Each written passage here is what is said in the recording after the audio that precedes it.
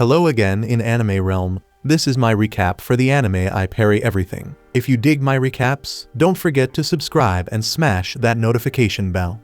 The story kicks off in the Clay's kingdom up in the northwest. We meet our main dude Nor, who's whipping up some medicine for his sick mom. His mom drinks that stuff, and she's grateful, giving props to Nor for always holding her down. Nor tells her he's gonna go feed the sheep real quick, and his mom asks him to swear he won't step outside the barrier. He does so and says that he'll bring back some fruits and rabbit meat to make soup. But then his mama starts coughing like crazy, and Nor gets all worried. He tells her he'll boil some water for her, but his mama stops him. She wipes off the dirt from her hardworking son's face, and with a heavy heart, she apologizes for not being able to give him much. She tells him he deserves to choose his own path in life. Next, we see Nor whipping up that soup at night with the rabbit meat and fruits he gathered. When it's ready, he takes it to his mama. He tries to wake her up, but she ain't responding. It hits him hard to find out she's gone. So he digs a grave for his mom right next to his dad's resting place, and he cries silently. After that, Nor spends his time hunting for food, taking care of his cattle, keeping his house in order, and reading some books. Every day passes with him sticking to these routines, and he feels hella lonely when he ain't busy. One day, he comes across an old book in his house. As he reads it, he remembers it's the same book his dad used to read to him back in the day. His dad used to tell him about adventurers, how they could break curses in creepy forests, study magic to become badass wizards, team up to take down massive monsters, and even score an all-curing elixir from the Spirit King. No matter what kind of crisis they faced, they fought to protect the weak, their crew, and straight up obliterate evil. That got Nor all hyped, and he kept bugging his dad for more stories about them. Back in the present, Nor remembers his mom telling him to decide how he wants to live his life.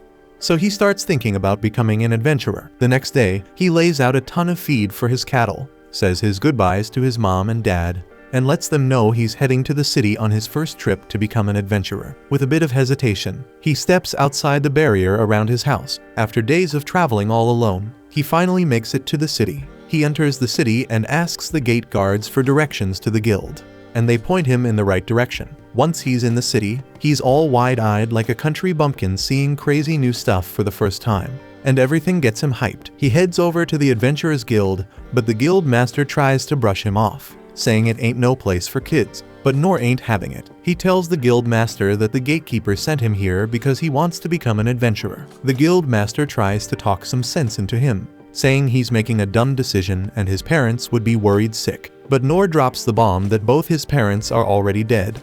When asked for his name, he introduces himself. The guild master mentions that Nor should start by going to the training school if he wants to be an adventurer. But he warns him that it might be tough since they never had a candidate as young as him. Nor asks what the training school is all about, and the guild master explains that everyone who wants to join the Royal Capital's Adventurers Guild gotta pick a training school. He'll have to choose his adventurer class there and train up, learning all sorts of useful skills to be a real adventurer. Now, Nor, being a country bumpkin, has no clue about skills. The guild master breaks it down, saying they talking about sword techniques, magic, and all that kind of stuff. This gets Nor all hyped, and the scene switches to him at a swordsman training school. He's thinking he gonna be like some hero who can take down a dragon the size of a freaking mountain with one swing. He starts training in swordsmanship, and one by one, the other students start unlocking some sick sword skills. Nor keeps training, but he's low-key jealous watching them. Fast forward a few months, and we see everyone else making progress, but Nor's still struggling. He keeps training, but his instructor tells him to quit. But Nor wants to keep training more. But the instructor shuts him down, saying he'd just be wasting his time. According to the instructor, Nor's a talentless loser who's only learned how to parry. He straight up tells Nor to find another path, and suggests checking out the other training schools to unlock his potential.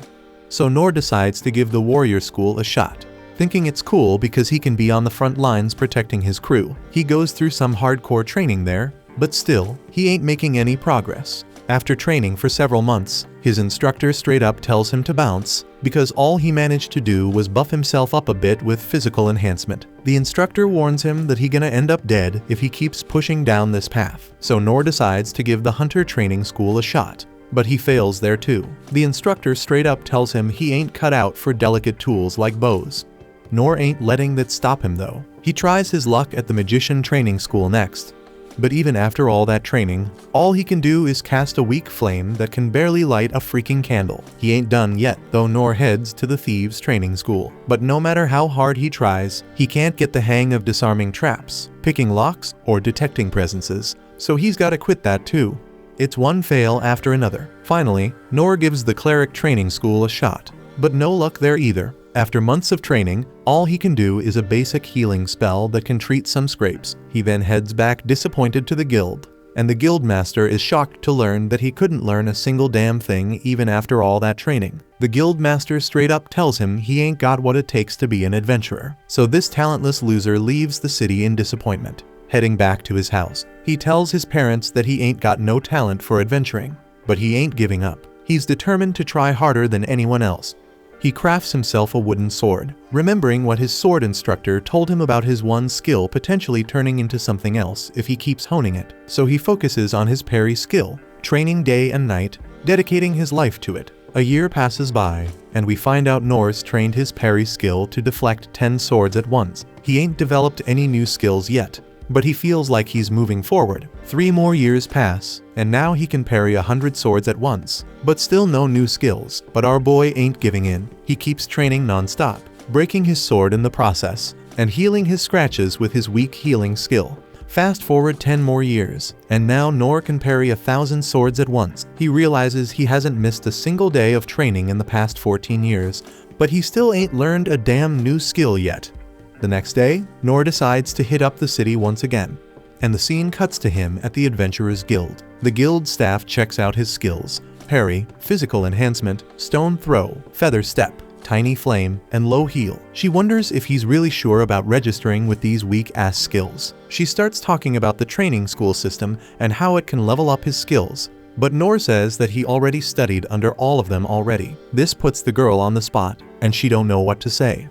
Nor peeps the situation and realizes he ain't gonna be able to join the guild. He wonders if there's truly no way for him to get in. Then the guild master rolls up, and he has a hard time recognizing the grown-up Nor. But after a good look, he figures it out. Nor spills about what he's been up to all this time, and the guild master can't believe that after all that training, all Nor got is a slightly stronger parry. The guild master breaks it down for Nor, saying adventurers are ranked from S, the strongest, to E, the weakest. To register as an E-ranked adventurer, you gotta have at least one useful skill. But Nor doesn't even got that.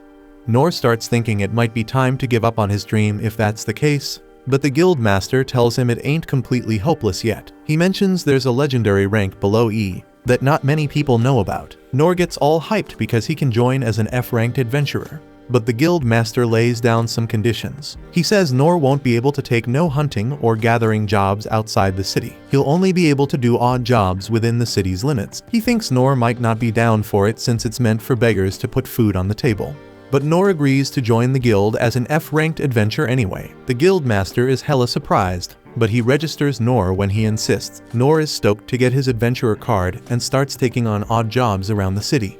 He completes them one by one, using his weak-ass skills, and keeps up his sword training on the side. Days are flying by as Nor keeps lending a hand to people all over the city. One day, he's chilling by a fire, and it hits him he's finally living his dream, becoming an adventurer who helps others. He knows his skill set ain't gonna get him much more, so he keeps hustling odd jobs around the city. One day, he steps up to help an old lady clean her nasty drains, and she's all grateful for his constant help. Then he lands a job at a construction site, and when he wraps up work, he spots a glow coming from a cave, along with cries for help. Nor bolts to the cave as fast as he can and sees a freaking minotaur about to take out a girl. Turns out she got some knights trying to protect her, but damn, they stand no chance against that gigantic beast. The monster wipes out the captain of the knights with a single blow, then proceeds to massacre the others like squishing bugs. Blood's flooding the whole area, and the girl's straight up horrified. The minotaur sets its sights on the girl, but Nor uses his rock throw skill to divert the monster's attention to himself. The minotaur starts chasing Nor, lunges at him, but he manages to parry its attack. The minotaur keeps coming at him, and Nor keeps parrying every damn attack, but with each move, his sword takes a beating. Nor knows he needs to find an opening, but he also knows he ain't got the offensive skills to take down the minotaur. Even if he finds one, he notices the girl's still there, and when the minotaur tries to attack her again, He busts out his feather step skill and rushes in to save her, wrecking his sword in the process. He figures, even if he can't be the top-tier adventurer, he's gotta hold it down for the girl right in front of him. He recalls his old man's words about the true meaning of being an adventurer. The Minotaur swings at him once more, but Nor parries like a boss. This time, the Minotaur's axe slips from its hands, and boom, the axe beheads the monster. Nor realizes if the fight had gone on any longer, he'd be 6 feet under, so it hits him again how much talent he lacks. The girl thanks him for saving her life and asks for his name, but Nor says he ain't worth remembering and bounces. Some knights show up to rescue the girl, and we see Nor back in town. He can't believe he almost got taken out by a random cow roaming in the streets, and he's dead set on training even harder. A while later, a cleanup crew rolls up to move the Minotaur's ass out of there, along with all the folks who died trying to fight it.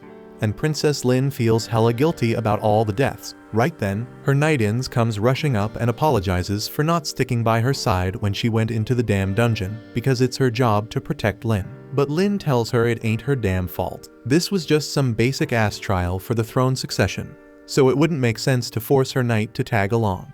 Just then, another knight tells Lin they're gonna head back to the castle soon because Lord Rain wanna have a chat with her, and she already knows what that shit gonna be about. Back at the castle, Lord Rain just finished talking to Lin, trying to understand what the hell happened, but none of it making sense to him. The only way a Minotaur could end up in that part of the dungeon is if someone straight up summoned it with magic, and the knight agrees with that assumption. He thinks the whole incident got something to do with a merchant found dead at the scene with a ring. And when they checked it out, they realized the damn magic stone in the ring got a crazy high level of purity, something you don't normally see on the market. A Minotaur ain't no joke, it's an A-level demon. So no random rich dude could just buy something that can control one. Plus, the crest on the ring suggests it came from the magical empire of Doritas. So Rain think the Doritas people are behind this shit because they always had beef with him. But even then, the fact that they straight up tried to assassinate Lin and didn't even bother getting rid of the evidence, it gotta mean they trying to bait Rain into starting a war so they can take over the damn dungeon. Aside from that, Rain also gotta think about the guide who saved Lin. According to the reports, dude managed to whoop the Minotaur's ass in seconds with just a broken sword. And on top of that, the castle spies tried to tail him when he was leaving. But the dude straight up vanished right before their damn eyes. Rain can't believe what the hell he's hearing, so he is hella curious about finding out who this mysterious warrior is. Meanwhile, Nor just rolled back into the damn guild, and the guild master looking hella surprised because he thought Nor got himself killed. He heard about a demon popping up in the dungeon, and that shit was right next to the construction site where Nor was working, so he figured Nor must have bit the dust. Nor apologizes for causing worry and explains that he had some shady folks tailing him last night, so he had to shake them off and went home without reporting what happened. The guildmaster saying Nor is lucky to be alive because a Minotaur is a damn demon so strong that even an A-rank adventurer would get insta-killed if they had to face it. Nor is still clueless about the fact that the guildmaster talking about the same damn creature he slayed. So he asks what happened to this demon, and the guildmaster tells him some mysterious dude took it down. Nor still ain't connecting the dots and just goes on with reporting the jobs he finished today. The guildmaster hands over his payment, but reminds Nor he is better off getting a regular-ass job because he'd make more dough that way. But Nor doesn't give a damn about the money, long as he gets to be an adventurer. Right then, Lin sneaks up behind Nor and says she is damn glad she finally found him. She apologizes for invading his privacy, but she really wanted to meet him again, so she used her long-distance detection skill to track him down. Nor assuming she must be some thief-class adventurer if she got a detection skill. But Lin says she actually a magician. She just has skills in all kinds of classes, even if they are basic. The guildmaster and the other folks in the guild start recognizing Lin, so she asks if she and Nor can talk outside. But before they can leave, the guild master grabs Nor and asks what the hell he did to make Lin want to talk to him. Nor says he ain't done no illegal shit, meaning he ain't in no damn trouble. So the guild master tells him to go with Lin and make sure he don't do nothing stupid. Outside, Lin uses one of her skills to cloak herself and Nor so nobody can see them.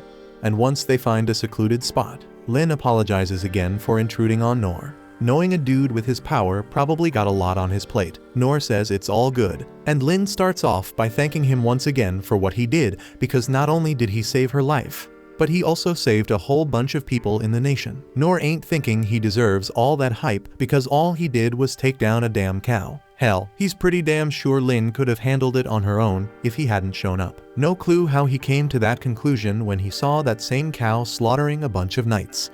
So Lin tries to make him understand that she would have been 6 feet under if he hadn't come to rescue her. Nor still ain't think he did much to help her, but he accepts her thanks. But then Lin talks about offering him a reward to show her gratitude for his help. Nor straight up tells her that a simple thank you is all he needs, so she doesn't gotta give him nothing else. Lin keeps insisting on giving Nor a reward, and now her old man wanna meet him too. But Nor deadass don't want any damn reward. Lin tries one more time to get him to accept, but Nor standing his ground with his no reward policy. Lin getting desperate, asking if there's anything she can do for him or if she can even get him his own territory, but Nor just says he doesn't want none of it. Lin starts crying and telling Nor he gotta accept her gratitude.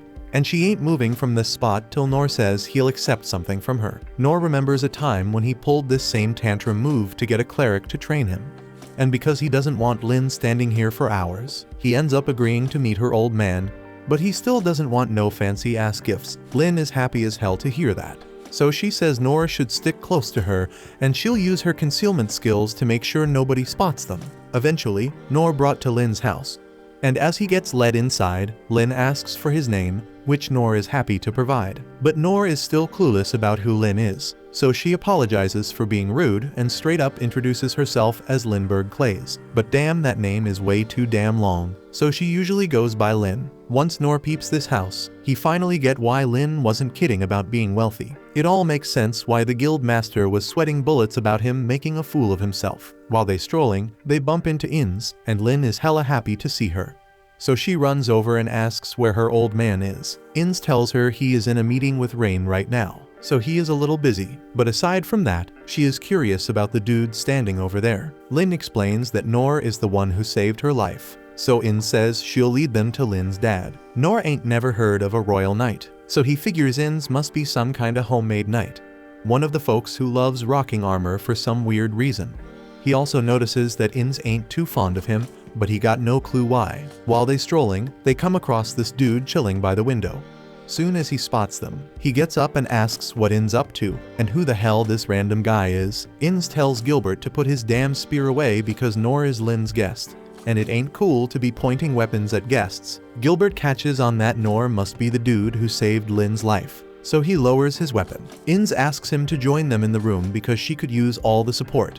Gilbert already got a bad vibe about Nor, and Nor can sense that things ain't looking too good for him at this rate. But he keeps on walking. In the throne room, the king is in the middle of a meeting with Rain, and he is hella pissed because it's clear that Doritos doesn't give a damn about honoring their peace treaty. Rain been expecting this shit ever since the last meeting with the king of Doritos, when he straight up demanded they hand over the rights to the dungeon. Obviously the demand got rejected, but ever since then, the king of Doritos has been plotting their downfall. Right then, Lin and the crew show up in the throne room, and Lin is all hyped up and goes over to greet her brother and dad. Inns and Gilbert kneel to show respect for the king, but Nor just keeps on walking. Rain notices that Lin wearing that disguise cloak, meaning she must have snuck out without permission. But she says she had no other way to find the man who saved her. The king realizes she talking about Nor, and Nor apologizes for showing up looking all messy. But Lin insists on coming here as soon as possible. He also mentions he ain't no fancy aristocrat or nothing, so he ain't familiar with all the proper etiquette for these kind of situations, so he might accidentally say something rude. But the king tells him it's all good because it's easier to speak without worrying about etiquette. The king reaches out his hand to Nor and formally thanks him for saving Lin's life. Nor brushes it off, saying it ain't no biggie, so a simple thank you is plenty. But the king ain't letting Nor off the hook without a proper reward. He tells Nor he can ask for any amount of cash or land he wants, but Nor still doesn't want nothing.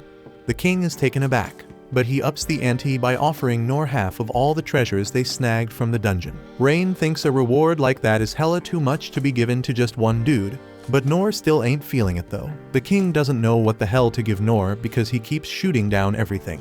So he goes over to his throne and grabs the sword hanging on it as a gift for Nor. Rain doesn't think it's a dope idea to give away such a valuable sword, but the king says it's cool because he never uses it anymore, and ain't nobody gonna find out as long as he swaps it with a fake. He hands it to Nor, and as soon as it's in Nor's hand, he can feel how damn heavy it is. From Rain's reaction, Nor can tell that this sword is worth mad bucks. and he ain't down to accept no extravagant gifts. But the king says it's just something he picked up back in his adventuring days, so it's all good for Nor to take it. Nor agrees, so the king asks him to give it a test swing. Nor goes along with it and swings the sword in the air, unleashing a crazy amount of force and surprising everyone around. The king props Nor up for swinging the sword with just one hand, but he's got a request too. He wants Nor to help train Lin on how to be an adventurer. But Nor says there ain't nothing he could possibly teach someone as talented as Lin. And besides, Nor thinks Lin should be the one to decide something like that for herself. After that, Nor figures it's time for him to leave. And as he's leaving, he realizes something special about his sword. It's the perfect shape to fit in the gutters he usually cleans, so he's gonna give it a try tomorrow morning. Before he bounces, Inz rolls up on him and says she wants to chat. First off, she apologizes for her rude behavior earlier, because it was completely uncalled for. But Nor says he doesn't mind at all. Her job is to protect the Clay's family no matter what, so she's hella grateful to Nor for saving Lin's life. And to show her appreciation, she promises to have Nor's back if he ever needs help. Nor doesn't want to go back and forth about this, so he just accepts her offer and says he'll hit her up if he ever needs anything. On another note, Inz also warns Nor that he better not talk to the king so casually again, because even if the king let it slide this time, she ain't gonna let that disrespect fly next time. Nor says he gets it, so In's in a good mood and asks him for his name. When she hears his name is Nor, she seems hella shocked. Nor asks if he did something wrong again, but In says it's nothing and leaves. Nor is about to leave too, but he gets stopped by Gilbert, who wants to throw down and challenge him to a fight. Gilbert's leading Nor through some hallway, and Nor is wondering where the heck they going because he just want to go back to work. But to his surprise, Gilbert brings him to a training arena for a mock duel between them. That shocks Nor because he ain't sparred with nobody since his training school days. Gilbert grabs this wooden pole for practice and spills that he's hella famous in the capital. Then asks Nor to choose his weapon too. Nor sees this as a sick chance to learn from a vet, so he chooses a regular wooden sword. He knows he ain't gonna be much of a match for Gilbert, but he's still gonna give it his all. Gilbert makes the first move, thrusting his staff at Nor, but Nor dodges that shit with ease. He can see how smooth and efficient Gilbert's moves are, showing off all that training he's done. But for some reason, it looks like Gilbert's moving in slow motion to Nor. He figures Gilbert's just holding back his strength because he's a noob like him. Nor calls a timeout and tells Gilbert to quit holding back so damn much. So Gilbert decides to get serious with him.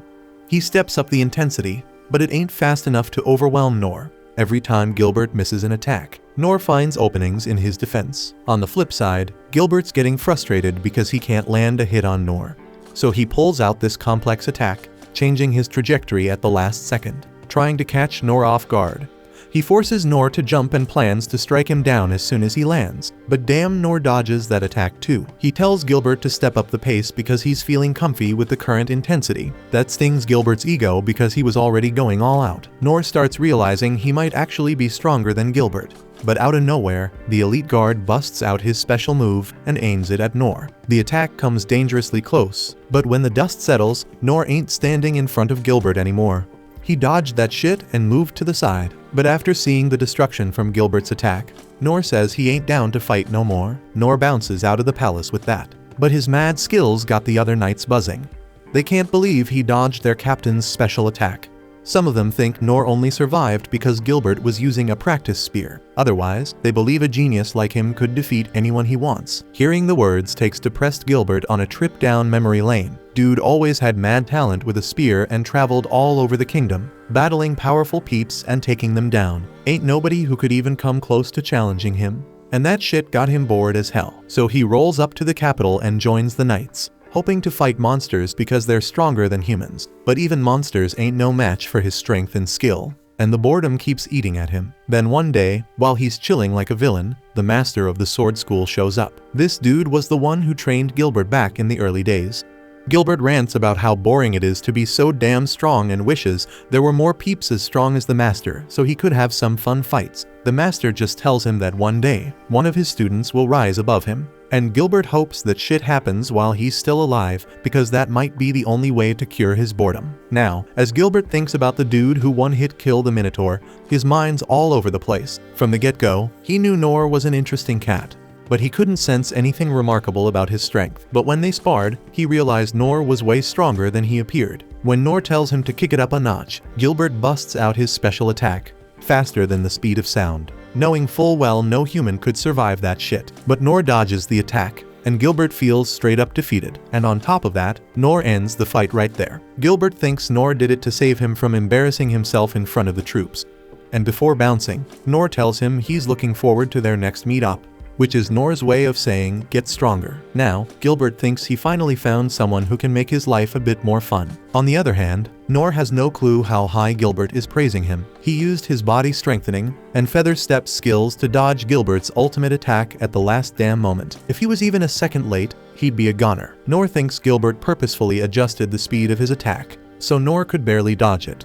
And he's grateful to Gilbert for showing him he still has a ton of training to do. The next day, Noor starts scrubbing the drains with the epic sword he got from the king.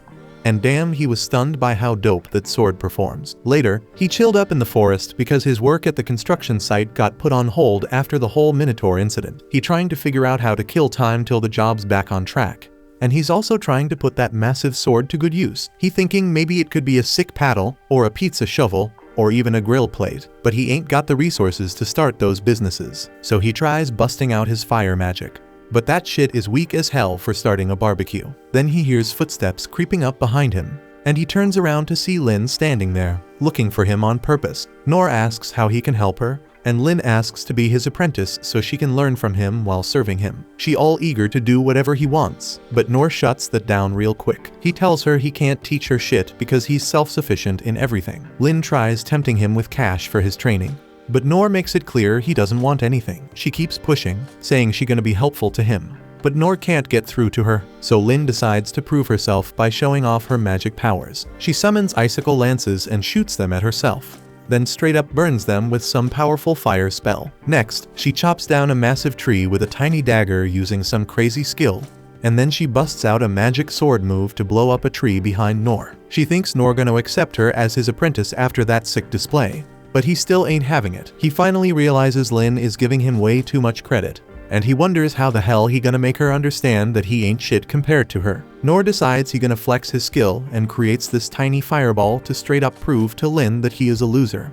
And damn, Lin is hella shocked when she peeps it. She starts walking home with that in her head, thinking about the tale of the talentless boy all the teachers used to spit. Back in the day, Lin just thought it was a cautionary tale because she never believed any 12-year LD boy could handle the brutal training from all 6 schools for a full term. Even seasoned warriors had a hard time sticking around that long. But one day, the baddest magician who runs the magic school shows her his tiny fire skill, and then he straight up amps it up to show off his mastery. That magician tells her it takes decades of grind to make that tiny flame skill grow. That's why when Noor shows Lin his tiny fire today, she left speechless because that shit is way bigger than the baddest magician in the whole damn world. He tells her that's all he can pull off, and his skill in other areas is on the same level. Only Lin knows that the size of that small fire speaks volumes about Noor's ability, and she figures he is straight up master in the other branches too. Now she feeling hella ashamed because she was all proud of her high level skills she just learned. She realizes that even though Noor is way stronger than her, he never brags about his power. Dude even takes care of the most basic tasks to help others. She thinks Noor's mind and character are as strong as his body,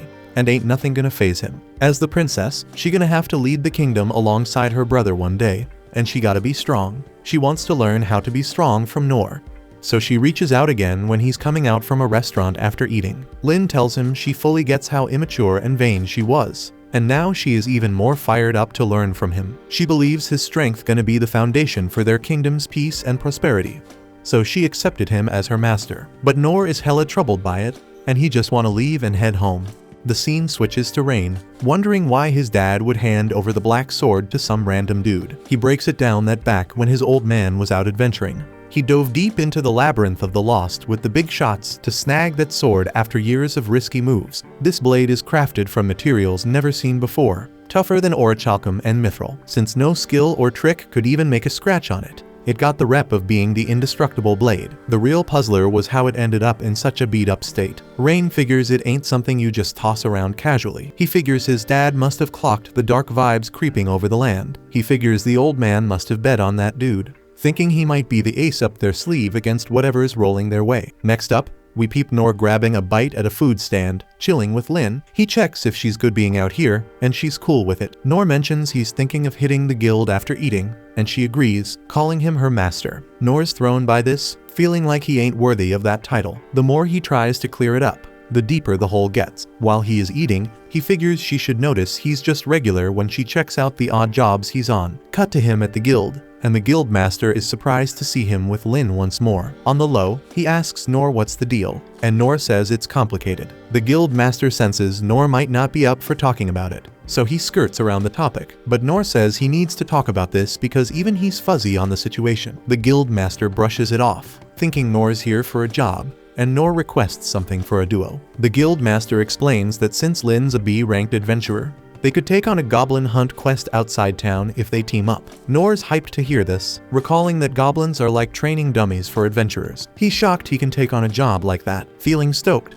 But he wonders if it's cool to lean on Lin's rank like this. He feels it might be too selfish to ask her to roll with him, especially after telling her to bounce before, and he not even being sure if Lin would want to team up with a weakling like him. Lin asks if everything's cool, and Noor wonders if she's cool with him leaning on her rank. Lin's totally down with it, saying he can use whatever she's got. Noor still feels kinda guilty relying on a young girl like her, but he's hyped to finally chase one of his dreams, so he gears up to head out to find those goblins. The guild master reminds him that he didn't even spill where the goblins are at, so he swings back. The guild master green lights the mission for them, cautioning Noor to stay sharp, because goblins might be weak, but they ain't no joke. Noor nods in agreement, and the guild master points them to the goblin spot. He tells them to tally their kills when they get back, and to bring back those right ears as proof, or they ain't getting paid. Lin peeps that the goblins are chilling in the forest of beasts. The guild master mentions they've been scarce lately, so if they strike out, they can snag some herbs instead. They get it and head out for the quest. Next scene, they're at the city gates, get their papers checked by the guards, and get the green light to dip out of the city. Then they hit up the forest of the beasts, and Noor clocks that this place is nothing like the south woods he's used to. He thinks even the trees are on steroids here, and Lin schools him that the whole ecosystem's different too. Noor asks her what's the deal with goblins, and she explains they mostly munch on fruits and critters, but they ain't afraid to throw hands at folks. If they ain't kept in check, they breed like crazy, and when they're hungry, they hit up human spots. That's why the capital sends adventurers to keep their numbers in check. But the forest's vibe clicks with goblins, so they can't just wipe them all out. She drops knowledge that this spot's got rare plants and critters, making it a hot spot for newbies to stack some cash. Noor gets it, and Lin's glad she aced the explanation, thinking he was testing her. Noor sees Lin's got smarts to match her strength, and he feels like he ain't got much to teach her. They push deeper into the forest, and some light fog surrounds them. Later on, Lin taps into her detection skill to scope out for goblins, but she's coming up empty, which is odd because they usually bump into some by now. She figures the word on the street about fewer goblins might be legit. Then she senses something deeper in the woods. She suggests they investigate, and they push even further into the forest. The place gets darker with all the thick plants around. Lin schools Noor that this kind of terrain is where goblins thrive. Suddenly, she looks shocked, and Noor asks what's wrong. She reveals that whatever she sensed was right in front of them, but now poof, it's gone. Noor thinks it might have been a sick monster that croaked on its own, which Lin agrees could be the case, but they decide to check it out anyway. They can't find anything on the ground, but Noor spots a goblin corpse floating in the air. Lin senses trouble and casts her uncover spell, and damn, they uncover a massive hidden goblin emperor. Lin tries to ID the beast, but before she can, Noor jumps in thinking it's just a goblin, shocked at how much bigger it is than he expected. He can't wrap his head around how these are supposed to be the weakest monsters when this thing's staring him down with green skin, 2 legs, and a mean glare, just like goblins are known for. He can't believe adventurers treat this as small fries. Noticing Lin shaking, he figures she's still green in the combat game despite her skills, so it's understandable. Lin though knows it's a goblin emperor, a subspecies of the goblin king, a top-tier monster. She explains these monsters are man-made, born from forbidden research, and this one can chow down on its own kind, sucking up their mana to level up. Noor's clueless about all this, telling Lin not to trip since it's just a goblin. She wonders if Noor saw this coming, and this is why he tagged along. So she recalls his odd reaction when goblins were mentioned. And then Noor suggests they take down this beast together, and Lin's all in. So they gear up for the showdown. The monster keeps coming at them with tree attacks, but Noor skillfully parries the strikes, It strikes again, but Nor deflects one of the trees with his parry. This gives Lin a chance to cast Wind Cutter and Icicle Dance spells, but the monster is too fast for her to land a hit. So Nor starts to question if goblins are naturally this fast. Next, the goblin throws a tree at Lin, but Nor jumps in to save her by deflecting it away. Then more trees come flying at him, but he manages to parry them as well. Lin notices the monster's wounds healing rapidly, surprised by the speed of the Goblin Emperor's recovery. Spotting a mana stone on its forehead, she realizes this is the source of its extraordinary healing. Lin instructs Nor to try and remove the stone, but the monster launches a barrage of trees at him. Unable to deflect them all, Lin steps in and uses her wind blast to send the trees back at the monster. Although the monster gets injured, it swiftly heals each time, confirming the mana stone's role in its healing. Nor understands they can't keep up like this and doubts they can take out the stone, even with Lin's abilities. With a bold idea in mind, Nor asks Lin to channel her wind blast at his back. Lin hesitates because the spell is powerful enough to blast through a castle wall, but Nor reassures her that she'll be targeting his sword, not him directly, as their only chance to outpace the monster. Lin agrees and casts the wind blast on the sword, propelling Nor forward at top speed. The velocity is too much for him, so he combines physical enhancements with Feather Step, pushing himself to the limit. He ends up breaking a bone but quickly mends it with low heal magic. Then he leaps and strikes the monster's forehead, causing the crystal to pop out as he tumbles to the ground. The monster's in agony from the attack, and Lin checks on Nor, making sure he's good. He says that he is fine and tells her to handle the rest. Nor suggests she puts the monster down easy, but she goes and uses Hell Flare, burning it alive, not knowing that's a brutal way to go. And Nor's just as clueless for not catching on. So he says a prayer after taking the monster out in the worst way possible. He figures he's had enough goblin hunting for a minute, realizing he should stick to his usual gigs and not get too ahead of himself. So he decides he needs to level up before taking on something like this again. Later on, Rain learns about the Goblin Emperor. He checks out the mana stone they got from the monster, seeing that a Goblin Emperor with a stone this size must have been massive. Turns out, it was way bigger than a Goblin King, and he thinks it might be linked to the Magic Empire. The mana stone turns out to be the demon's heart from the Holy Theocracy of Mithra. So he wonders how his sister's doing. The Shadow Company tells him she's only got minor scratches, and Rain's amazed they took it down with so few injuries. The Shadow Company mentions the monster was using a high-level concealment spell to hide. According to Lin, it must have been there for at least 2 to 3 days.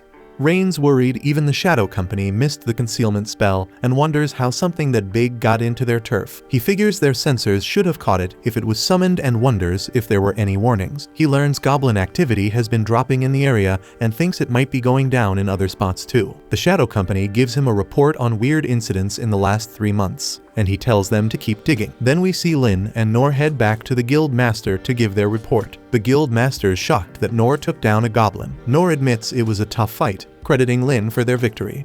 But Lin insists Nor did the heavy lifting. Anyway, Nor feels it was a big day for him as he had his first hunt today. Listening in, the Guild Master assumes Nor was watching while Lin handled the action, thinking it was the right move given Nor's strength, and thinking it must be a good learning experience for him. Nor agrees, mentioning he didn't expect goblins to look like that. Nor points out the gem on the goblin's forehead was its weak spot, surprising the Guild Master. He's used to mana stones being in the heart or throat and starts wondering if what they faced was truly a goblin. Nor turns to Lin for confirmation, and she backs up her master's claim that it was indeed a goblin. The Guild Master speculates it might have been a rare goblin, pondering if they kept an ear as proof. Nor realizes they forgot about that detail, admitting they actually burned the damn creature.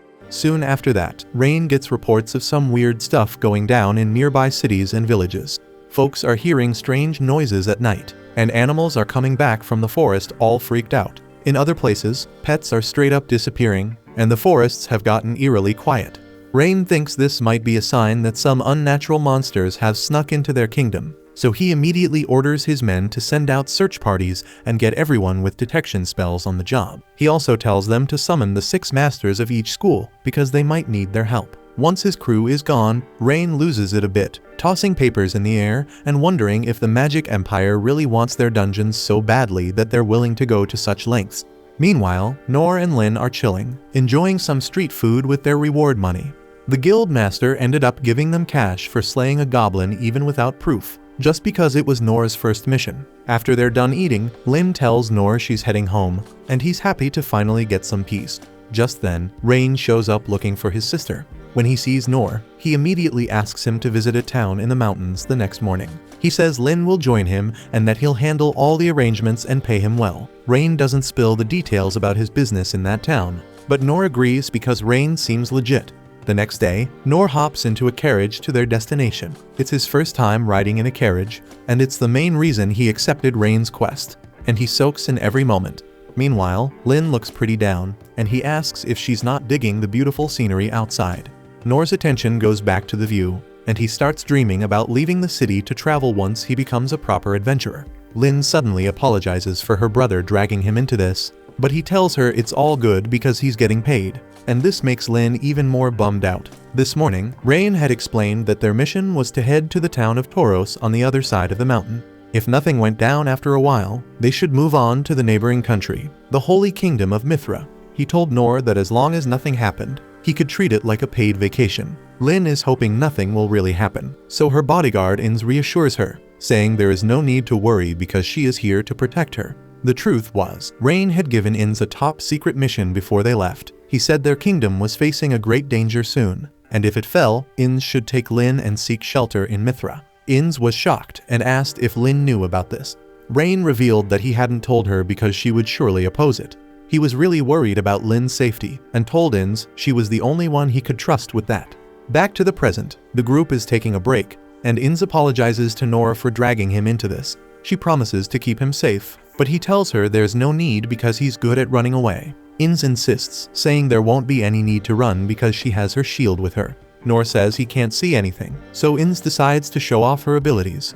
She creates a holy shield with her special ability and tells Nor that if anything happens, he should hide behind it. He's impressed and remembers how Lin said Ins is on the same level as Gilbert, the spear user he fought. He's heard that Gilbert is strong enough to defeat a dragon, and if Ins is on that level, Nor thinks they're way too strong compared to someone like him who struggled fighting a mere goblin. He thanks Ins, saying she's really talented, but that reminds her of her childhood. She lived in an orphanage, and one day she accidentally activated her power. Then her friend got curious and tried to touch it, only to get her finger cut. The caretakers called the principal, and soon the magician master, the redhead warrior, and even the priest showed up at the orphanage. They asked Ins to show her abilities, and the magician declared that it was a gift from heaven, something only the rarest people could receive. He told the young Ins that her power could be a blade that could cut through anything or a shield that could block any attack, depending on how she used it. These heavy words weighed on Ins, but the redhead warrior told her he would train her to use her power correctly. He took her in as a student, and while Ins trained with him, she kept her distance from everyone in the orphanage out of fear of hurting them. That was until she met Nor and learned his name. She'd heard that name a lot from the redhead warrior, who was her master and adoptive father. One day, while hunting monsters in the forest, another warrior told the redhead warrior that a huge group of monsters was approaching. The redhead warrior was lost in thought and mumbled that he wished Nor was there at times like this. Ins was curious about the person her father acknowledged. But more than that, she was jealous. Ever since she met Nor, her jealousy had grown, and she wanted to shake off that feeling so she could protect Lin without any weakness. Just then, Nor noticed something moving through the wheat fields, leaving a strange trail. As soon as Lin heard this, she asked the carriage to stop. She used her magic to reveal whatever was hiding in the field, and it turned out to be a huge frog-bat hybrid monster. Meanwhile, numerous monsters attacked the capital all at once. Rain commanded the warriors, swordsmen, and hunters to hunt as many as they could, while the thieves were to help the civilians evacuate. King Clays recalled the words of Emperor Doritas, who had told him they would regret not accepting his conditions. He believed that Doritas was behind this attack, and Rain agreed. He thought this might just be the beginning, and that they should brace for much worse. Clays asks about the 6 masters, and Rain says they're all out dealing with powerful monsters. The redhead warrior and his crew are fighting 3 goblin emperors in the forest. The sword master is taking down lizard monsters in the city, and the hunters, magicians, healers, and thieves are all on the job too, and the king's worried they've spread them too thin. Meanwhile, just as Lin uncovers the concealment spell on the black dragon, it attacks the girl in front of him. Lin and Ins know this monster, it's the Black Death Dragon, which is super dangerous. Nor charges at it without hesitating to protect the girl. He parries the dragon's strikes with his black blade, and Ins notices the girl showed up out of nowhere right when Lin broke the concealment spell around the dragon. Lin realizes the girl's gotta be a demon with monster-controlling powers. Her brother once told her about demons who look like humans but are more like monsters. He said demons are a nasty bunch that wiped out a whole kingdom once, and humans hunted them down, so their descendants still hold deep grudges against humans according to Rain. Back in the present, Inz is sure the girl's a demon who brought the dragon to the city. When Lin used her spell, it must have surprised the girl, and when her control over the dragon slipped for a second, it attacked her. Inz thinks they shouldn't save someone like her, but Noor rushed to help without a second thought. As she watches Noor still fighting the dragon, Inz wonders what he's thinking. Lin says they need to help Noor, but Inz stops her, saying it's too late for him. Noor thinks the dragon is slow and weak compared to the goblin he fought, and he believes if he just buys time, Lin will help him out. But suddenly, the dragon shoots its breath at him, and Noor decides to parry it because the girl will get hit if he dodges. But that was the worst move he could make as the attack explodes, releasing some super powerful poison in the air. Noor immediately starts vomiting black blood, and bloody tears start flowing from his eyes too. He realizes he just got hit by some seriously deadly poison, and it seems too late because he's starting to lose consciousness. He hits the ground, and Lin tries to reach him, but Inz blocks her way with a barrier, saying she'll only get herself killed if she goes near the Black Death Dragon. She creates a barrier by stacking her shields together, hoping to keep Lin safe till she can get away.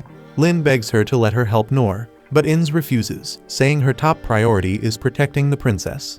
Then the dragon suddenly launches another round of poison breath, and Inz immediately adds more shields to her barrier. She tells the princess to focus on surviving, but Lin still uses her purification magic, hoping to save Noor. Her magic ain't strong enough, and as the black poison covers everything, Inz apologizes to Noor, saying she couldn't save him. Suddenly, a part of the black dragon's claw hits her barrier, and the poison cloud disappears. Noor is still fighting the dragon despite being hella poisoned. And seeing him like this, Inz realizes why the redhead warrior wanted Noor's help in tough spots. She thinks he's the ultimate shield, always protecting people even if it costs his life, but she also thinks he ain't making it out alive. Meanwhile, Noor keeps parrying the dragon's attacks. He counters its poison breath too, but leaves himself open. He blocks the attack, but that's all he can do before collapsing. He puts his hand to his face, sees the poison blood, and thinks he'll somehow manage things this time. Then we see a glimpse into the tragic backstory of the demon-kin child. From the moment he and the other so-called cursed children were born, they were cast out by society, despised for their ability to control monsters. They were thrown into cells like animals, forced to eat food that barely passed for scraps. The power to control monsters had once been harmless, just a way to manage livestock, but then some genius decided to weaponize it, using it to control beasts in battle. From that point on, this power was feared and hated. In that hellhole of a prison, the boy endured daily beatings for no reason at all. Whenever he dared to ask what he'd done to deserve such cruelty, they beat him even harder, leaving him a battered mess, barely recognizable. As if that wasn't enough, they'd starve him for 3 days straight.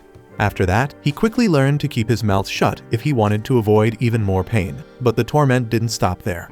They paraded him like a freak show, putting him on display so the townspeople could spit on him, throw things, and hurl insults, treating him like he was the monster they feared. For most demon-kin, this was bad enough. But for him, it was worse, because he could read minds. He could hear every vile, hateful thought they had about him all at once, and when people discovered his mind-reading ability, they despised him even more and their violence escalated. Despite all this, the idea of revenge never once crossed his mind. He hated his miserable existence, sure, but hurting others wasn't something he could stomach. Then one day, his captor gave him a twisted ultimatum: control 2 monsters and send them to attack a neighboring kingdom. In exchange, the daily beatings would be reduced to once a week, and he'd even get some bread that wasn't completely moldy. But if he refused, things would get even worse than they already were. Hard to imagine, but possible. Desperate, the boy tried to read his captor's mind to figure out his true intentions. But the man wore a magical device that blocked his powers. With no other choice and fear gnawing at him, the boy agreed to the deal, determined to do whatever it took to survive and to protect the others like him. So he steeled himself, knowing he'd have to use those monsters to kill the people of the kingdom. But on the way, the barrier around him shattered, and he lost focus for just a second. But it was enough for the monster to break free. As he scrambles to regain control, the frog hits him hard, and that's when it hits him he's really messed up this time. Because of his failure, the other demon-kin are probably going to suffer a hell of a lot more than they did before. But as much as he feels bad for them, he's at least relieved that he gets to die without being forced to kill anyone. That was the one thing he never wanted, to cause pain to others. He just hopes that if he gets another shot at life, he won't be treated like trash again. Maybe, just maybe, he could even have a kind family and eat some good food for once. So he closes his eyes, ready to embrace whatever comes next. But before death could take him, Noor steps in to defend him. The boy can't wrap his head around why someone from the kingdom would risk their life for him. And when the frog spits its poison, both Noor and the boy get a heavy dose of it. Noor had the option to use his basic healing magic on himself to neutralize the poison. But instead, he chooses to save the boy while he keeps on fighting. Soon enough, Noor collapses under the weight of all the poison in his system. But he's still got this unshakable confidence that he's going to pull through. That confidence comes from a memory of his childhood, after his mom had passed away and he returned home. And one day, he ventured out into the forest to gather ingredients for dinner. And after a whole day of foraging, he had a bag full of herbs. He didn't really know what all the herbs were, but he figured, what's the worst that could happen if he just threw everything into a pot for dinner? Well, turns out, that was the worst idea ever. Noor found himself bleeding out on the floor because the soup he made was highly poisonous. With no one around to help, he was on the brink of death. Desperate, he used his low heal ability, hoping it would keep him alive just a bit longer. Thankfully, it did the trick, allowing him to survive until morning. Once he could finally stand, he headed outside to wash his face and then made his way to the library to figure out what the hell he had just eaten. Noor finally realizes the red herb he grabbed was called Dragon Ruin. His mom had even specifically warned him never to eat it. So now he's kicking himself for making such a boneheaded mistake. But being poisoned isn't going to slow him down. Noor fights through the pain, determined to keep up with his daily training, even as the poison wreaks havoc on his body. But it's too much, and he ends up collapsing to the ground.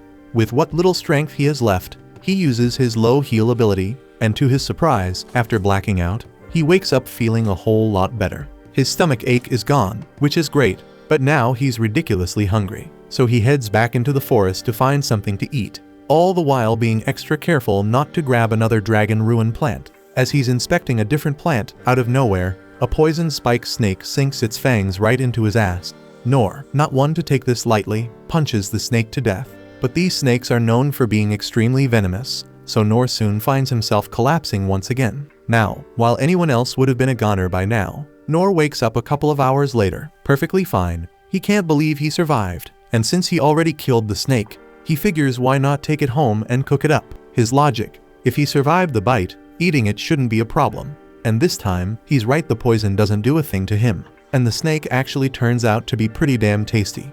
The next day, Noor decides it's time to put his crazy theory to the test. He tracks down another poison spike and forces it to bite him, just to see what would happen. And just like he thought, the venom spreads through his body way slower than it did yesterday. Noor realizes he might have developed some kind of poison resistance. Excited, thinking this might unlock a new skill, Noor goes on a mission to eat anything poisonous he can find. Yeah, he ends up collapsing from a poison overdose more than a few times, but he just keeps getting back up and shoveling more into his mouth. No matter how much blood he coughs up. He never did gain any fancy poison-related skills, but he discovered something else. He actually likes the taste of poisonous things. So right now, even as a monster threatens his life, all he can think about is how damn good that frog's gonna taste after he kills it. The frog tries to flatten him, but Noor backflips out of the way and lands on his feet. The poison's pretty potent, so at first, it took his body a minute to fight it off, which is why he collapsed earlier. But now, he's totally immune to the frog's poison, so he jumps back into the fight. As the frog attacks, Noor systematically destroys all of its claws, and when it leaps at him, he smashes its face, shattering its teeth in the process. The frog, realizing it's in deep trouble, starts charging up a massive poison blast. Noor figures this must be its last-ditch effort to survive. But to Noor, it's just a free meal. So, before the frog can unleash its attack, Noor slams its mouth shut with his sword, causing all that poison to build up inside until the frog literally explodes.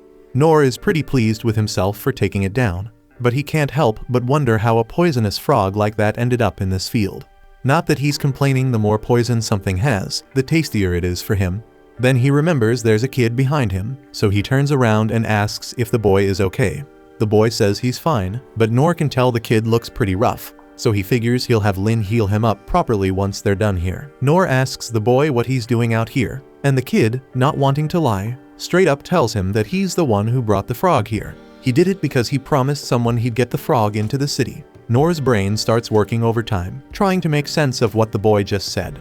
And because Noor's got this weird obsession with poisonous food, He immediately thinks of the Black Death Dragon as just another piece of meat to eat. So he jumps to the conclusion that this kid must be a frog farmer. He even figures the boy was hiding in a barrier because he didn't want anyone stealing his precious, toxic frog meat.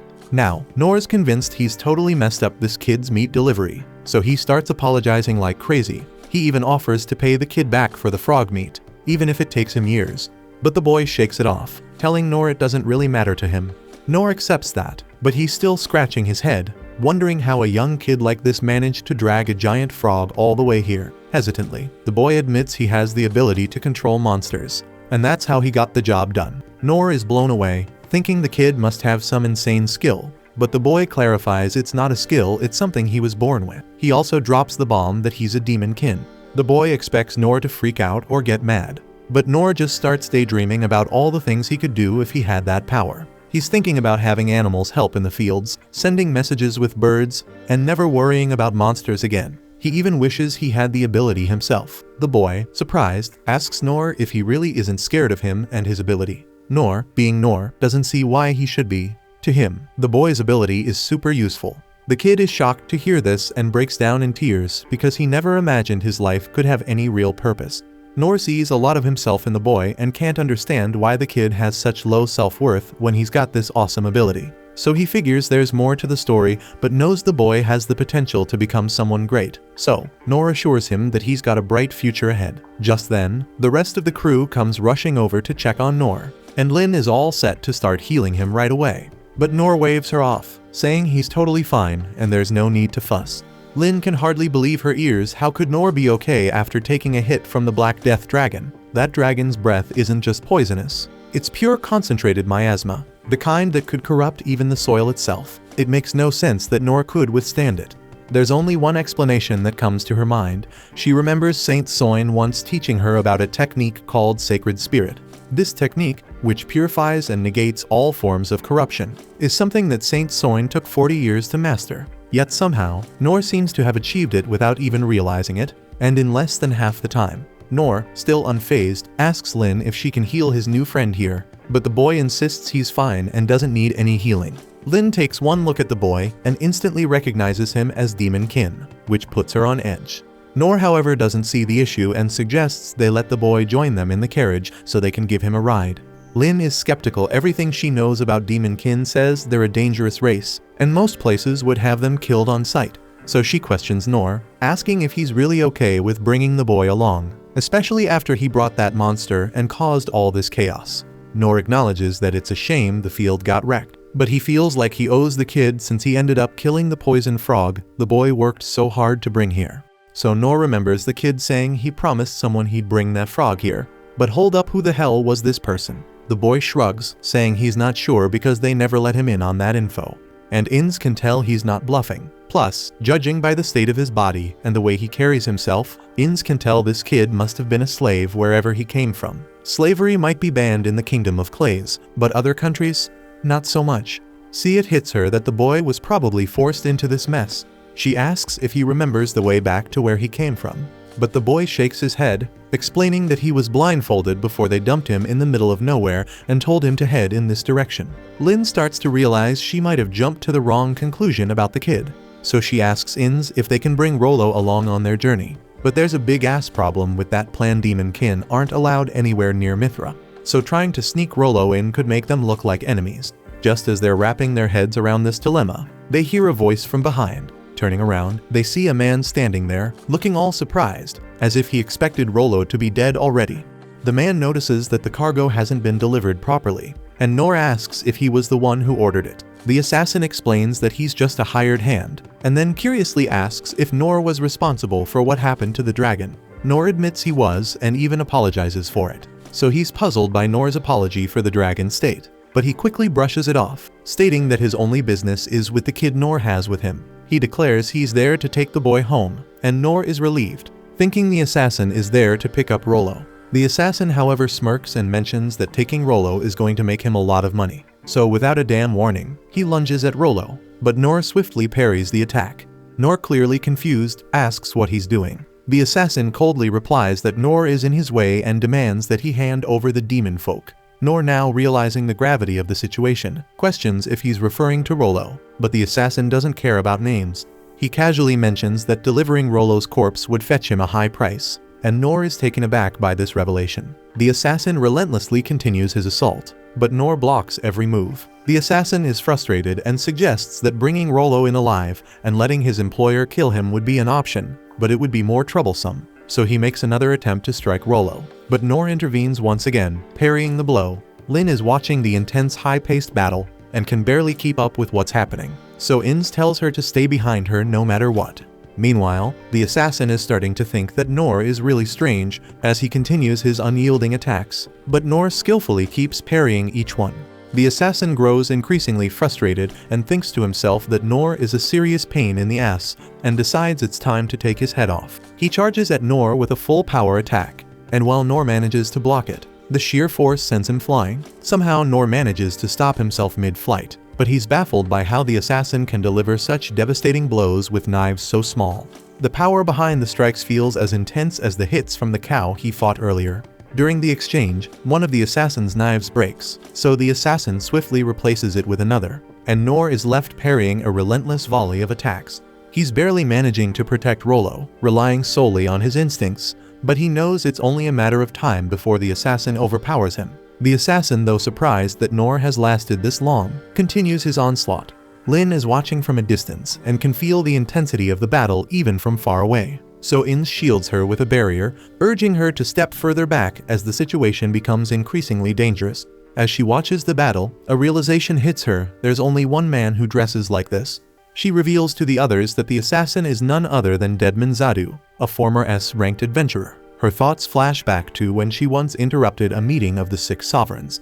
Gilbert had asked her why she had abandoned her guard post, and she explained that she had come across something strange while on duty, an unresolved case that persisted even though the target was supposedly dead. Dandalg had told her to let it go, explaining that the target had been declared dead to the public, even though he was still alive. Sig had quickly understood that they were discussing Deadman Zadu, the once celebrated adventurer, who after reaching the pinnacle of his career at a young age, had become an S-ranked target. Hearing this, Gilbert's interest was piqued. He wondered aloud if they wanted him to take care of this guy, but Sig quickly shut him down. Gilbert was surprised that this Zadu was strong enough to intimidate even the 6th sovereign. Curious, he tried to dig deeper into who Zadu really was, but Ins quickly stopped him, while Mayan warned that Zadu was far too dangerous. Kero chimed in, mentioning that there was no merit in hunting Zadu down right now. Seeing Gilbert's curiosity, Oken explained that Zadu had mastered ancient dwarven alchemy and earned the title of Dragon Slayer at the mere age of 13. His skills and fame had continued to grow, spreading far and wide, reaching even the most distant lands. Zadu had climbed to the very pinnacle of the adventurer ranks, and Gilbert remarked that he sounded like a legend straight out of a fairy tale. Ins then questioned how someone like Zadu had ended up as an S-ranked target. So Sig explained that Zadu hadn't always used his talents for good. He stated that the information Ins had found should be detailed in the report. Upon reading it, Ins discovered that Zadu had killed 36 members of the Serenza trading company. Gilbert was shocked to learn that Zadu had murdered ordinary civilians. Sane added that because of this massacre, many within the guild wanted to revoke Zadu's adventurer license. However, given his significant contributions, such as single-handedly defeating disaster-class monsters, the guild couldn't come to a consensus. Sig then revealed that Zadu would take on any commission, no matter how grim, as long as it paid well. He didn't care about common sense, the history of nations, or the consequences of his actions. Sig explained that the most extreme example was when Zadu obliterated the entire military of a nation, treating them like mere goblins, and went on to massacre their royal family. This was the moment people realized that Zadu had no concept of right or wrong, leading to his designation as an S-ranked target. Ins added that countless adventurers had challenged Zadu, lured by the enormous bounty on his head, but their efforts only resulted in piles of corpses and an ever-growing reward. The guild eventually declared him dead to prevent further casualties, which is why he's now known as Deadman Zadu. Zadu then breaks another knife while battling Noor, and he's stunned that Noor has already demolished most of his prized collection. The ever-polite Noor apologizes and explains that it's only because Zadu came at him first. Zadu waves it off, not holding it against him. What puzzles Zadu is Noor's ability to break through mithril weapons, and even more so, orichalcum and dragon tusk, which are not supposed to shatter. Noor still in the thick of the fight, wonders if Zadu expects compensation for the damage. Zadu is baffled by Nor's strange nature and even stranger sword, and decides that none of it matters, so he's determined to end this now. With that, he hurls the cross he's been carrying into the air, which splits into several silver crosses. Ins thinks that this is a deadly weapon capable of claiming hundreds of lives in a single strike, and Zadu mentions that Nor can break as many of them as he likes, as he can always remake them. He attacks Rollo using them, and Nor parries them, but he can't parry them all, so he uses his body to protect Rollo from them. He keeps doing this, and seeing this, Ins thinks that he is not going to last long like this. She knows that she has to help him, but she hesitates to leave Lin's side. She thinks that her main duty here is to help Lin escape this country safely, and she tries to get her priorities straight. She knows that this is what she must do right now, but she still asks Lin for her permission to go and aid Nor, and Lin allows it. We then see Nor still trying his best to deflect the silver crosses, but his hands are full, and he can do nothing but protect Rollo using his body. However, Ins comes to his rescue in time with her shield, and she also attacks Zadu with them, but he dodges. She thinks that her duty is to protect Lin at all costs, and this is why she can't let this man die. She apologizes to Nor for being late, and he thanks her for saving him. Ins launches another barrage of attacks with her shields, but Zadu manages to dodge every single one with alarming agility. Nor watches in awe as Ins uses her shields like swords, but he quickly notices that Zadu is slipping through her defenses. Ins, sensing the stalemate, tells Nor that they need to change tactics. She decides to focus entirely on defense, asking Nor to take care of the offense. Nor is analyzing the situation and realizes that while Zadu's blades are fast, he's dealt with birds faster than them. He then spots the claws of the toad lying around and devises a plan, so he instructs Ins to lower part of her barrier on his signal, and she trusts him enough to comply. Nor channels his energy into his right arm, hurling the broken claws at the silver crosses just as Ins drops the barrier. The plan works, some of the crosses are destroyed, and Nor is relieved to see his strategy paying off. With plenty of ammunition left, he continues to take down more of the crosses using the same technique. As they make progress, Zadu suddenly shifts his focus to Ins, launching a surprise attack. Nor reacts just in time, parrying the blow and saving Ins. Zadu is taken aback, especially when he sees that his adamantite knife has shattered. He mutters about needing to recoup his losses and attacks Nor again, but Nor once again deflects him, asking Zadu to quit with the sneak attacks. Zadu is still perplexed and can't shake the feeling that there's something off about Nor's sword and about Nor himself. He wonders how Nor can even see and block his attacks, but Nor simply shrugs it off, saying he just manages. Realizing he's losing too many valuable weapons, Zadu finally decides to call it quits. He mentions hearing about a grand festival in the capital, but admits that after what happened here, he's no longer interested. Ins presses him for more details, but Zadu only knows that it's supposed to be something big. He then casually announces that he's heading home, but not before pointing out how strange Nor really is. He mentions that he's met a lot of nut jobs in his time, but Nor is on a whole other level. With a parting shot, Zadu tells Rollo to consider himself lucky for being spared today. Still, he can't resist one final surprise attack, but Nor blocks it effortlessly. With a smirk, Zadu surrounds himself with black smoke, and just like that, he vanishes. Lin is recalling that Zadu mentioned something about a festival in the capital, and wonders if Nor is interested in checking it out. Nor considers it and decides they should head back.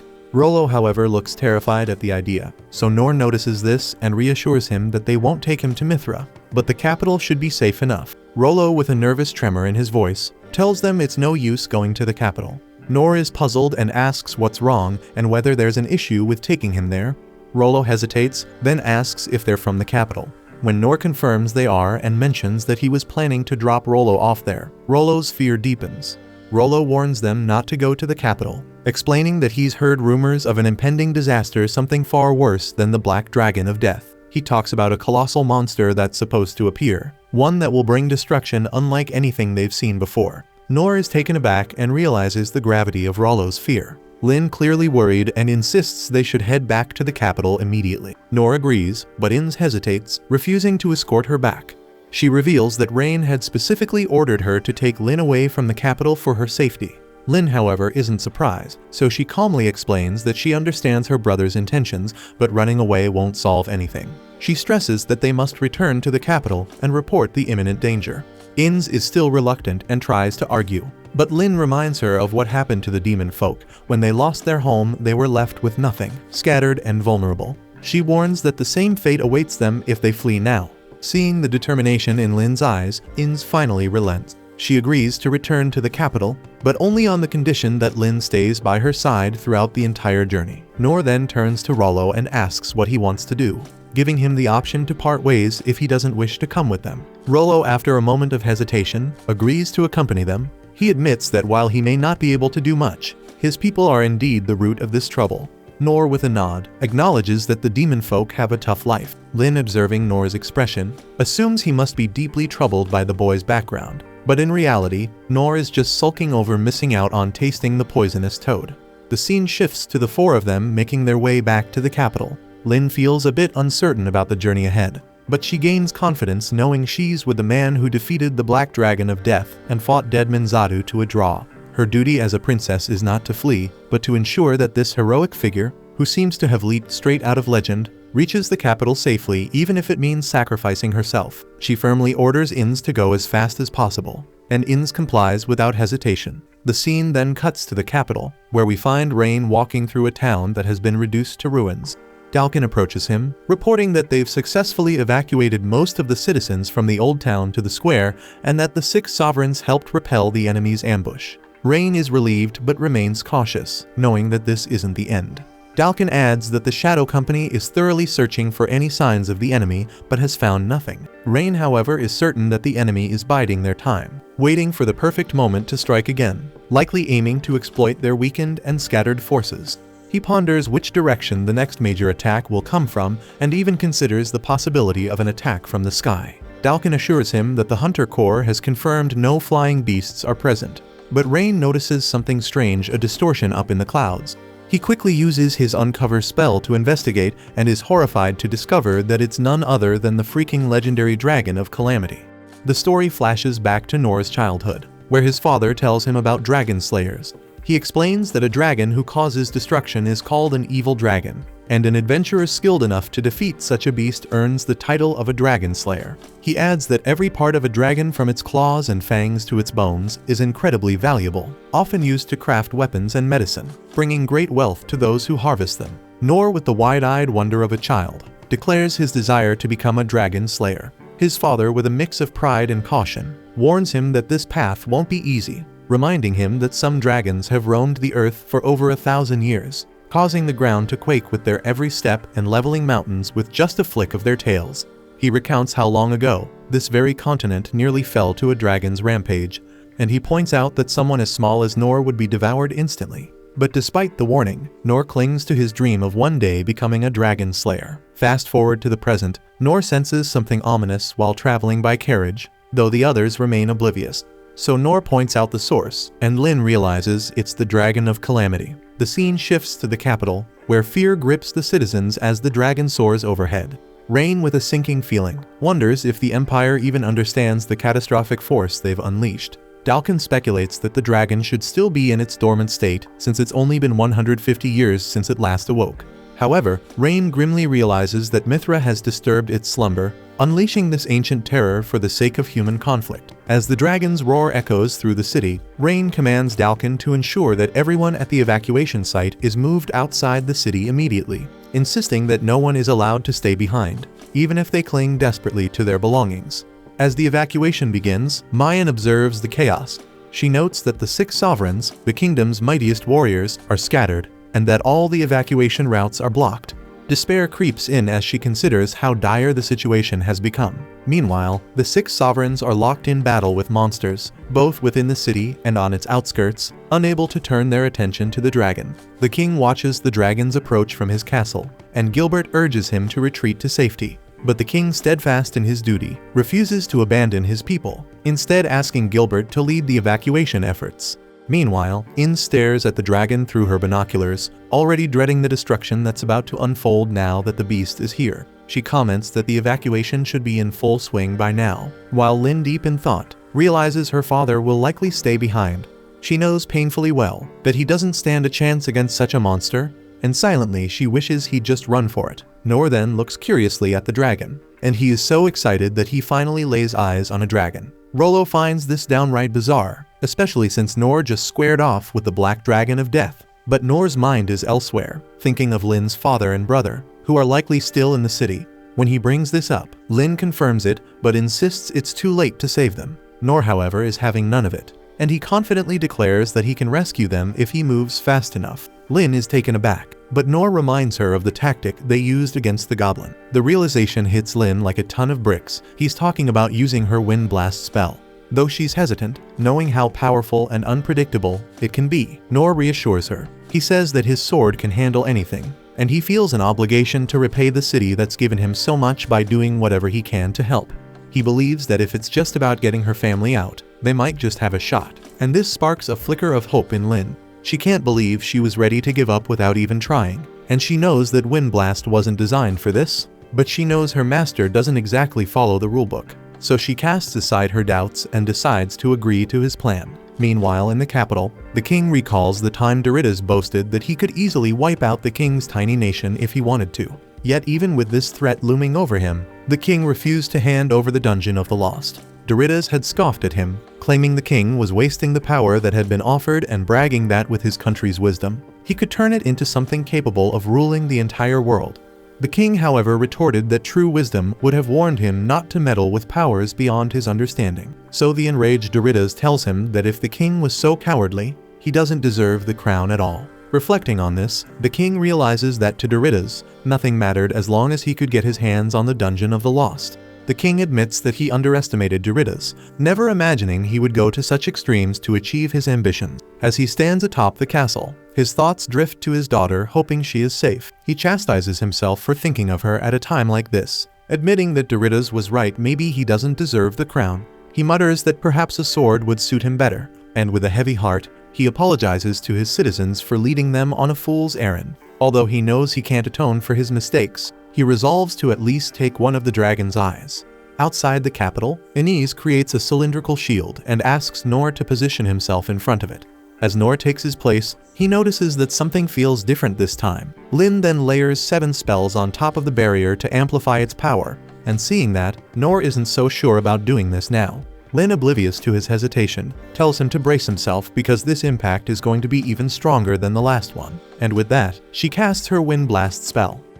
After that shit, Nor is nowhere to be seen, and Rollo isn't sure if Nor could have survived something like that. Meanwhile, the dragon approaches the king, ready to unleash its deadly breath. As the prince watches, he realizes that this is the same devastating move that once raised an entire continent, and the king knows he won't even manage to take a single eye from the beast. Accepting his fate, the king grips his dagger, hoping to at least show the dragon what human resilience is made of. The 7 sovereigns notice that the king is holding the blasting sword, pouring every last drop of his mana and his life force into one final desperate attack. But just before the king can strike, Nor suddenly reappears, parrying the dragon's face and diverting its deadly breath. The onlookers are stunned as the dragon crashes to the ground. The mighty beast, now covered in dirt, finds Nor standing defiantly before it. The dragon can't believe that a mere human has dared to stand in its way, and it starts declaring that the world is ruled by the strong preying on the weak, and it's outraged that Nor would dare to defy this natural order. So it roars, determined that it won't let this pass.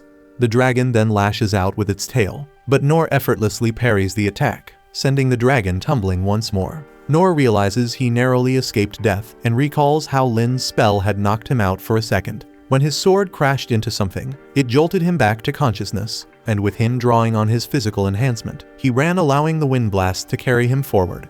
He couldn't stop even when he reached the city wall, so he had no choice but to leap over it. The boost from Lin's spell sent him soaring farther than expected, putting him on a collision course with the dragon. Thinking quickly, he parried the dragon's breath attack, saving himself in the nick of time. Back in the present, Nor is just relieved to have survived, and he takes a moment to heal himself, all the while thinking he'll need to have a serious talk with Lin about not doing that ever again. He notices that the dragon's breath, which seemed so terrifying at first, was surprisingly easy to brush off. The creature's massive size no longer intimidates him, and after enduring the shock of Lin's magic, he finds that fear is no longer in his vocabulary. As the dragon gets back on its feet, Nor begins to think that, in his current state, he might actually stand a chance against it. Meanwhile, Lin and the others have finally arrived in town. Ins quickly informs Lin that they need to grab the king and get out of there while Nor is keeping the dragon busy. But before they can move, Rollo warns them to watch out for some incoming rubble. Ins barely manages to protect them, but they end up falling from their horses. Keeping her barrier up, Ins instructs Lin to stay behind her, and that's when Lin spots 3 goblin emperors right in front of them. She notices that these are smaller than the one she and Nor face together, but she knows they're still formidable foes. So she wonders how she should approach this battle and starts thinking about what Nor would do in this situation. With newfound resolve, she tells Ins there's no need to fear after all, they're just goblins. Ins agrees, especially since compared to the Dragon of Calamity, these goblins are nothing. So they stay calm and prepare to face the goblin emperors. The monsters charge with clear intent to attack, but Lin quickly fires off some ice lances. Unfortunately, the attack does nothing, and just as the goblins are about to strike, Rollo commands them to stop at the last possible second. And this gives Lin the perfect opening to cast a spell, freezing the goblins in their tracks. Ins then shapes her shield into a divine sword and uses it to slice through the frozen monsters in one swift motion. Watching this, Lin is in awe. Ins really does live up to the title of the divine sword. She's also surprised that Rollo was able to stop those monsters with just a single command. It's hard for her to believe that the demon folk possess such power, and seeing the young boy muster all his courage inspires her to give it her all as well. Meanwhile, Nor keeps parrying the dragon's attacks, and the dragon is getting seriously annoyed. We notice that Nor's parries are actually damaging the dragon's claws and scales, which is a big shocker to the dragon since they're supposed to be indestructible. Nor is just as surprised to see that his sword isn't even chipping, no matter how hard he swings it, and he wonders what kind of magical weapon this is. But then he decides it doesn't matter as long as he has this sword. He can win. The dragon, sensing a true challenge, finally accepts Nor as a worthy foe and takes to the air. Charging up a devastating breath attack, the dragon unleashes its fury, but Nor deflects the attack like it's no big deal, leaving everyone including the dragon completely astonished. The dragon roars in frustration, and Rollo explains that it's angry because it has acknowledged Nor as a legitimate threat, but Nor hasn't given it the same respect in return. The king notes that dragons are incredibly prideful creatures, and the Dragon of Calamity, which once had absolute confidence in its power, is now beginning to waver. The dragon realizes that it might have been the weak one all along, and it launches one final, desperate attack on Nor. But Nor parries again, and this time he manages to slice off one of the dragon's claws. The dragon, finally humbled, bows down to Nor, calming its rage. Rollo sees this and mentions that the dragon's bow is a stance of submission, but Nor, still confused, wonders what's happening. He notices the dragon's severed claw lying beside him and remembers his father's words about how valuable dragon parts are, and how they can be used to craft weapons and medicine, bringing wealth to the land. He also recalls that those who can slay an evil dragon are called dragon slayers, but as he looks into the dragon's submissive eyes, Nor realizes that he's not cut out to be a hero. He lowers his weapon, sits down, and admits that being a hero isn't for him. Rollo then notices that the dragon no longer wants to fight, and Lin and the others approach Nor, taking in the scene with a mix of relief and awe. Nor reassures everyone that he's alright and thanks Rollo for his help. Rollo, looking puzzled, has no idea what Nor is thanking him for. Nor then explains what he just realized. The dragon must have calmed down because Rollo ordered it to. But Rollo quickly denies doing anything, which leaves Nor confused. If Rollo didn't do anything, why did the dragon suddenly stop being hostile? Nor then concludes that maybe the dragon was intimidated by the mere presence of someone like Rollo who could potentially control it. The place falls silent when Nor then tells Rollo to send the dragon back to wherever it came from. The others, however, are quick to point out that the dragon remains a serious threat, and it might be smarter to eliminate it while they have the chance. Nor understands the risks but doesn't want to harm the creature, and he admits his request is a bit selfish. But Lin steps in, understanding his perspective, and agrees to allow it. Rollo, on the other hand, isn't so sure he has the power to command such a powerful dragon, and he feels all he can do is ask it politely. Nor, noticing Rollo's hesitation, tries to reassure him by saying that Lin and Ins wouldn't be afraid of him showing his strength. This boosts Rollo's confidence just enough to give it a try. Rollo successfully communicates with the dragon and tells Nor that it is willing to do whatever its master commands. The girls are dumbfounded by this revelation, while Nor, still a bit clueless, assumes the dragon must be referring to Rollo as its master. Nor instructs Rollo to have the dragon quietly return to its home and make sure it never threatens humans again. Rollo relays the message, and to everyone's surprise, the dragon actually agrees to do exactly as Nor says. It takes off into the sky, letting out a final, resounding roar before disappearing into the distance. Everyone watches in shock as the legendary beast peacefully flies away, only for Nor's horror to peak when a sudden, powerful attack blasts the dragon right out of the sky.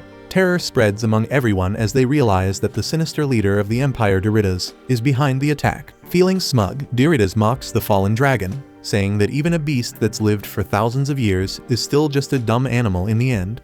He sees the dragon as nothing more than a pawn and is disappointed it didn't wipe out the capital as planned. So he decides to kick off the attack anyway and orders his massive army to assemble nearby. The sheer number of troops and their unmatched firepower sends a chill down everyone's spine. Then a flashback shows how the Empire meticulously planned this assault. After the dragons decimated the capital, the troops would swoop in for cleanup duty.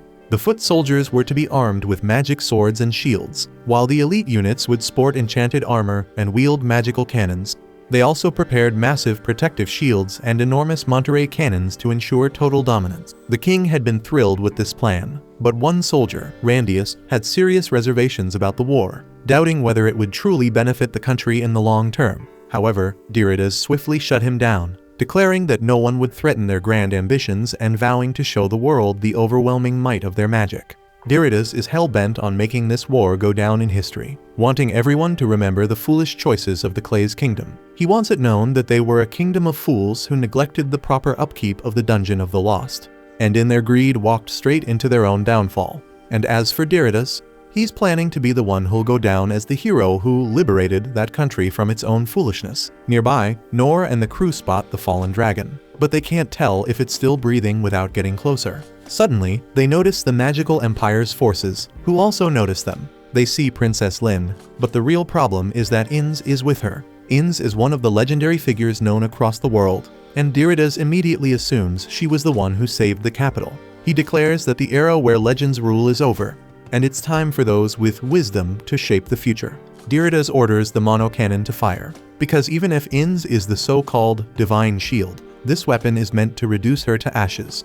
She'll be just another legend brought to her knees by his hand, which is why Diridas has such a twisted love for war. The monocannon begins to charge, and the group notices it at the last moment, so Inz tells them to run for their lives. The cannon fires, and Diridas smugly declares that she's done for. Inz remains calm as the massive beam rockets towards her, but Nor, in a shocking move, steps up and deflects the colossal attack.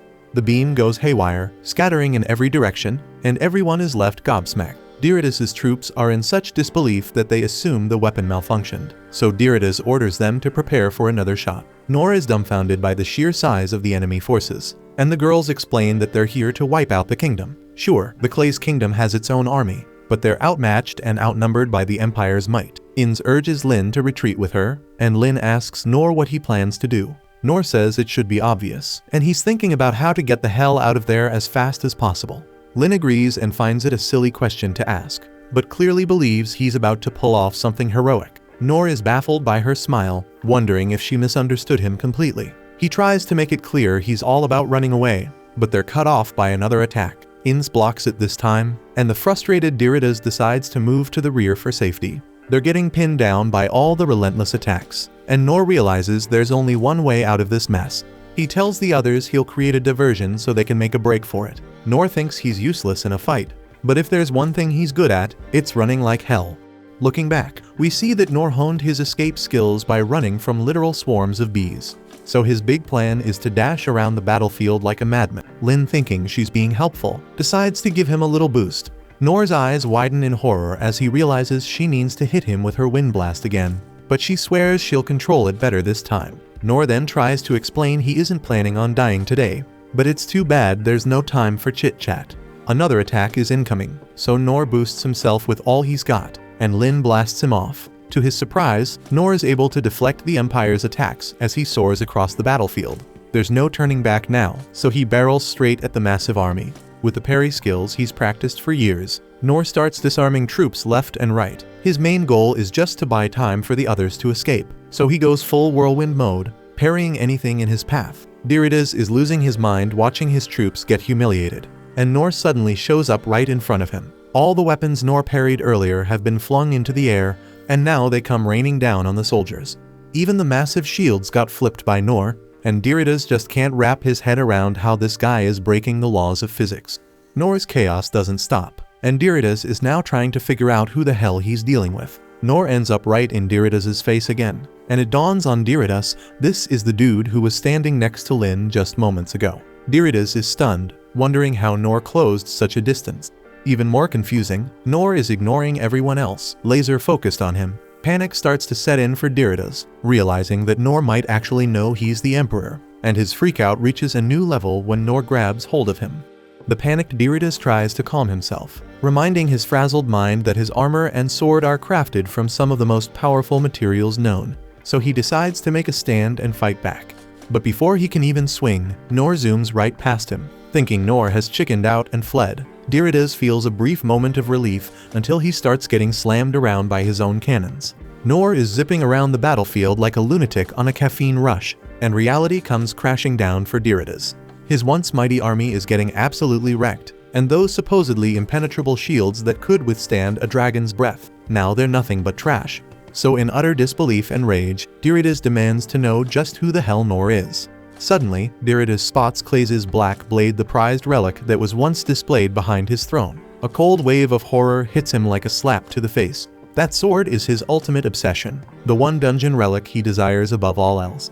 What freaks him out even more is that this sword is forged from some unknown metal and is supposed to be ridiculously heavy and impossible for any normal human to lift. Even the absurdly strong King Clay's needed 2 hands to swing it. Yet here's Nor, effortlessly tossing it over his shoulder like it's a toy. Diridas is downright terrified now, realizing that Nor has single-handedly wiped out his entire army and is probably keeping him alive just to torment him. The fear overwhelms him so much that he actually wets himself, and he bolts like a scared animal, hopping onto his horse and fleeing from Nor as fast as those hooves can carry him.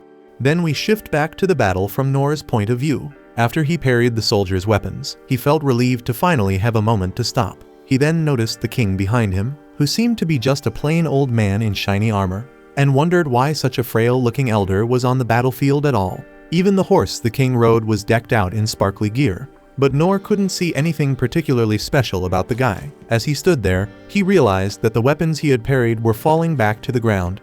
So he snapped out of his random thoughts, and he rushed to parry the weapons again before the soldiers could grab them. He knew he had to keep doing his best, parrying whatever he could. Then he noticed the mana bulkheads and decided to parry them too, even though he had no idea what they were. A moment later, he stopped by the king again, still wondering who this old man could be. But he then remembered that the soldiers might recover their weapons if he rested for too long, so he resumed parrying them once more. As he took a moment to catch his breath near the king again, the king seemed to recognize him. Nor wondered if this old man actually knew him and headed toward him, thinking he had never seen him before. But the king is clearly terrified and draws his sword, ready to fight Nor. But Nor decided not to bother parrying the old man's sword, figuring he wasn't a real threat. So he moved past him and went on to parry the magic cannons too. And a moment later the cannons landed near the king, and Nor continued parrying anything else he could find while thinking that if the old man stayed on the battlefield, he would probably just end up hurting himself. So Nor approached him once more. The king, trembling, asked why Nor hadn't killed him yet. Nor realized the old man believed he was there to take his life, and he couldn't blame him for thinking that, seeing as he was holding a sword. So he decided to reassure him that he wasn't after his life. So Nor laid down his weapon and tried to tell the king not to be afraid, but he was too out of breath to speak. He offered a smile to show he meant no harm, but the king took it the wrong way, mistaking it for a threat, and fled on his horse in a panic. Nor then starts feeling the effects of moving so fast across the battlefield so quickly, his chest tightening as he coughs up blood. The soldiers of Mithra seize the chance and begin to surround him. So he realizes he has been too reckless, and he knows he can't recover from this level of exhaustion with his low-level healing spell. Then, as the soldiers close in, he feels a wave of dizziness and thinks this might be the end. His vision blurs, but he hopes that Lin and the others can escape safely. Just then a long-range attack hits the Mithra soldiers, and Nor recognizes the skill, it's Mayans. Gilbert arrives next, using his Dragrave skill to clear out the soldiers around Nor. Nor feels relieved to see him, even if he still can't remember his name exactly. Gilbert is shocked at the destruction Nor has caused, and soon after, Sig appears and apologizes for being late. Nor then recognizes him, though Sig does not remember Nor. Still, Sig thanks him for holding the line and assures him they will take care of the rest. He and Gilbert charge forward, taking down any soldiers they meet. Nor watches, thinking this is the kind of swordsman he always wanted to be. Meanwhile, Sane shakes his head, amazed that Sig is fighting so wildly, even after being warned not to go overboard. Oaken feels overwhelmed by the number of enemies, thinking it's too much to handle. Sane points out they can't get information from corpses, and he jokes that the living is more helpful, especially when you can bring back their limbs and keep amputating them during torture. Oken looks horrified, and Sane laughs, saying he's just kidding. He then mentions that Oken's mages should be arriving soon and tells him to get ready. And when the mages appear, Oken casts a spell called Earthbind, pinning the soldiers to the ground. Dandog's forces charge at them next, and Sane notices that Oken seems to be enjoying himself. Oken smirks, saying he always loves a good battle, and decides to add the finishing touches. He traps the soldiers inside a massive stone cage, and Sane realizes it's his turn now, so he decides to save the survivors and help them find a better path. Meanwhile, Noor is surprised to see all the instructors who used to teach him gathered here, and he feels glad to see them again. A few of the instructors also recognize Noor, and soon after, Lin heals him. He thanks her for her help, but she tells him to rest a little longer, but Noor insists he's fine now, though he admits to himself that he's feeling really hungry. Sig then informs everyone that a commanding officer confessed during Sane's interrogation, revealing that Mithra has no more troops left. They've thrown everything they had at them. However, their emperor seems to have escaped. Oken is taken aback, surprised that the old emperor would even join the battle, and he finds it ridiculous for someone who calls himself a wise ruler to make such a reckless move. So he wonders aloud if the old Foji is losing his marbles, and Noor suddenly realizes they're talking about the old man in shining armor he saw earlier. Oken looks surprised and asks if he knows who they're talking about, and Noor explains that he met the man a little while ago, wearing shiny armor so bright that even his horse was covered in it, so they were hard to miss. Oken puts it together and realizes the emperor must have been using orichalcum armor, a high-grade equipment capable of supporting a wide range of skills. It would make sense for the emperor to flee so quickly if his horse was equipped with that. Sig adds that they won't be able to pursue him if he crosses the border, as there is a fortress and a bridge spanning a ravine there. Then Oken sighs, saying they have no hope of catching up with him using normal means, and he mentions that it might be possible if they could fly. So Noor calmly states that they might actually be able to do just that. Everyone is shocked, but he adds that it would only be possible if a certain creature is still alive. A while later, they head to the spot where the dragon fell. Both Oken and Sane are elated to see such a magnificent creature up close. Sane marvels that this is the first time he has been tasked with healing something so enormous, and he gets to work, focusing on restoring the dragon's body. He manages to mend its outer wounds, but needs more time to heal its internal injuries. Then as he works, he mentions to Noor that he has grown quite a bit, and Oken is surprised to learn that this young man is Noor. Noor responds that it has been a long time since he last saw them, and he is actually shocked that Oken is still alive. Oken finds this a bit rude and declares that he plans to live for another 100 years. Noor thinks he must be joking, but the old man is completely serious. Oken then asks Noor if he's certain about healing the beast, and Noor tells him not to worry, they have Rollo with them. Oken, turning to Rollo, asks if he feels confident in his ability, but Rollo admits he's not confident at all, which makes Oken a bit uneasy. Noor assures him it will be fine, and the dragon suddenly wakes up. Noor asks Rollo to start communicating with it, and the dragon lets out a powerful roar. Noor immediately senses that it's angry, and Rollo is surprised that Noor can pick up on this. Noor explains that he grew up in the mountains, so he can at least sense the dragon's mood. Rollo then translates that the dragon wants revenge, and it wants Noor to give the order.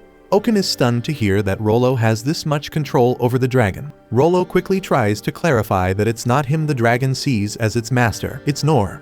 But before he can finish, the dragon roars again, and Rollo tells them it wants to leave right now. Noor tells everyone who's coming along to get ready, and Lin and Inez step forward.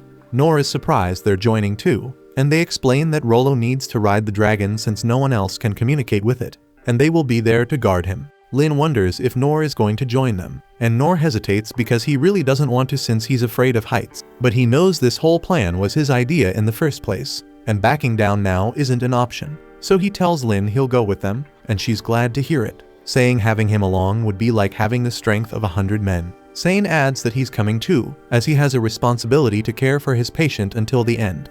Karo is also there and eager to join, which excites Noor to see another one of his instructors. Karo then explains that they will need a concealment skill to ride something this big, so he volunteers to handle it.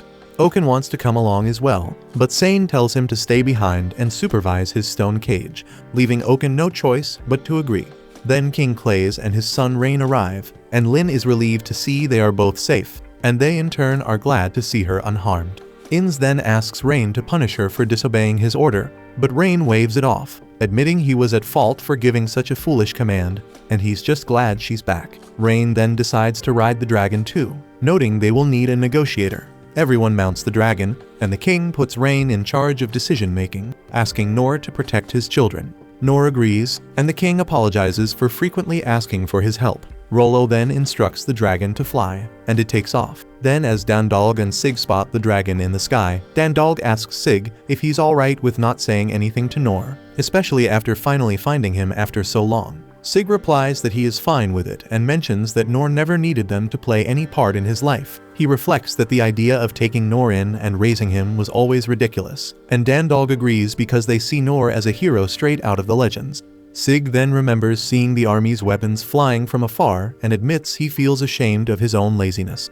He realizes he shouldn't have wasted his time thinking he could train others and decides it's time to retrain himself. Dandalg then notes that Sig seems surprisingly happy for someone who claims to be ashamed. Sig chuckles, saying it's only natural, given the spectacle Noor just put on for them, and Dandalg nods in agreement. We then shift to Noor and the others searching for Diridas, but they're having trouble locating him. They wonder if he has already crossed the border when they spot a bridge up ahead. So Karo explains that the land beyond the bridge is under the Empire's control and cautions against charging ahead recklessly. He suggests they head back, but leaves the final decision to Rain. But before Rain can respond, Lin notices something moving quickly across the bridge, and they see it's Diridas. Karo observes that Diridas is nearing the capital's defenses and warns that if they enter the Empire's territory, they won't make it back in one piece. He points out that they are currently concealed by magic, but this will lose its effect as soon as the enemy becomes aware of their presence. Rain understands this, but is determined not to let the Emperor escape,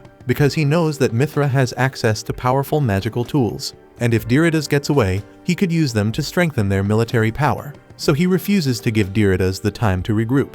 Inz then asks for permission from Rain and Lin to wipe out the entire area, so Lin thinks Inz must be furious after what happened to the capital. Inz then suggests that it would be smart to destroy the fort's defenses ahead while they have the chance. Rain agrees, and Inz uses her divine sword to attack the fort, and with some help from Karo, she obliterates the entire fort in seconds, securing their escape route. Rain is pleased and tells Lin that their actions from this point on will determine the course of the war, so he asks her if she is ready for what's to come. Lin replies that she is ready and believes everyone here wields power far beyond the ordinary, and she also feels confident that there is nothing to worry about as long as they are together, and feels even more assured with Noor by their side. She then thinks that Noor must be planning something grand even as they speak, but in reality, Noor is so terrified of heights that he has already passed out. Once the Emperor finally makes it back to the fort, his initial terror transforms into fury as he recalls the utter humiliation he just suffered. Then as he storms past his officials, they can't help but notice his disheveled appearance and ask why he's covered in mud and smells like piss. So the infuriated Emperor starts ranting, blaming his soldiers for their failure to win despite all the high-tech equipment at their disposal. But his tirade is abruptly cut short when one of the officials spots something outside the window. The Emperor looks up, and his fear returns in an instant as he sees the Dragon of Calamity flying straight toward the Empire. Panic grips him. He can't fathom how the dragon is still alive when the laser beam should have annihilated it. Then it hits him. It must have been Saint Sane who somehow revived the beast. But even so, there's no way they could have made the dragon attack him, unless someone is controlling it. With a frantic edge in his voice, he demands to know where the beast tamer he hired is, and one of the officials nervously informs him that Master Lude has already left the Empire. The Emperor's face twists with fury as he concludes that Lude must have betrayed him, so he enragedly starts throwing a tantrum. Randius then steps in trying to calm him down, insisting that yelling won't solve anything. But the Emperor rounds on him, screaming for Randius to stop being useless and do something to save the Empire. Randius then agrees and walks away, but his expression says he's had enough of the Emperor's nonsense. Meanwhile, the Emperor barks orders for the others to prepare Kuranos. He wants to use it to blast the dragon out of the sky. The officials immediately protest, reminding him that Kuranos is still in the testing phase and firing it now could destroy a large portion of the city. But the Emperor doesn't care and kicks one of them across the room in a rage. He then argues that they have no other options. If they do nothing, the dragon will destroy the city anyway. So he insists there's no need to worry about collateral damage. and if necessary, they can use the mana targeting system to aim it precisely. The officials, with no choice but to obey, carry out the Emperor's orders. So the entire city plunges into darkness as the Kuranos' laser cannon locks onto the dragon's mana signature. The Emperor watches with confidence, certain this will destroy the beast. After all, this is the most powerful weapon his empire has ever created. The laser then fires, streaking through the sky straight toward the dragon. But to everyone's shock, something on the dragon's head deflects the beam, causing it to veer off course. The Emperor's face twists in disbelief, and even things go from bad to worse as the mana tracking settings backfire, redirecting the laser beams toward the Empire's own mana generators. And without these, the Empire is left completely defenseless. The Emperor then furiously blames the officials, despite being the one who ordered the weapon to be fired in the first place. So one by one, the officials have had enough and they quit on the spot, abandoning him to watch helplessly as his empire crumbles and burns. Moments earlier, the group had been approaching the Empire on the dragon's back when Nor suddenly sensed something coming.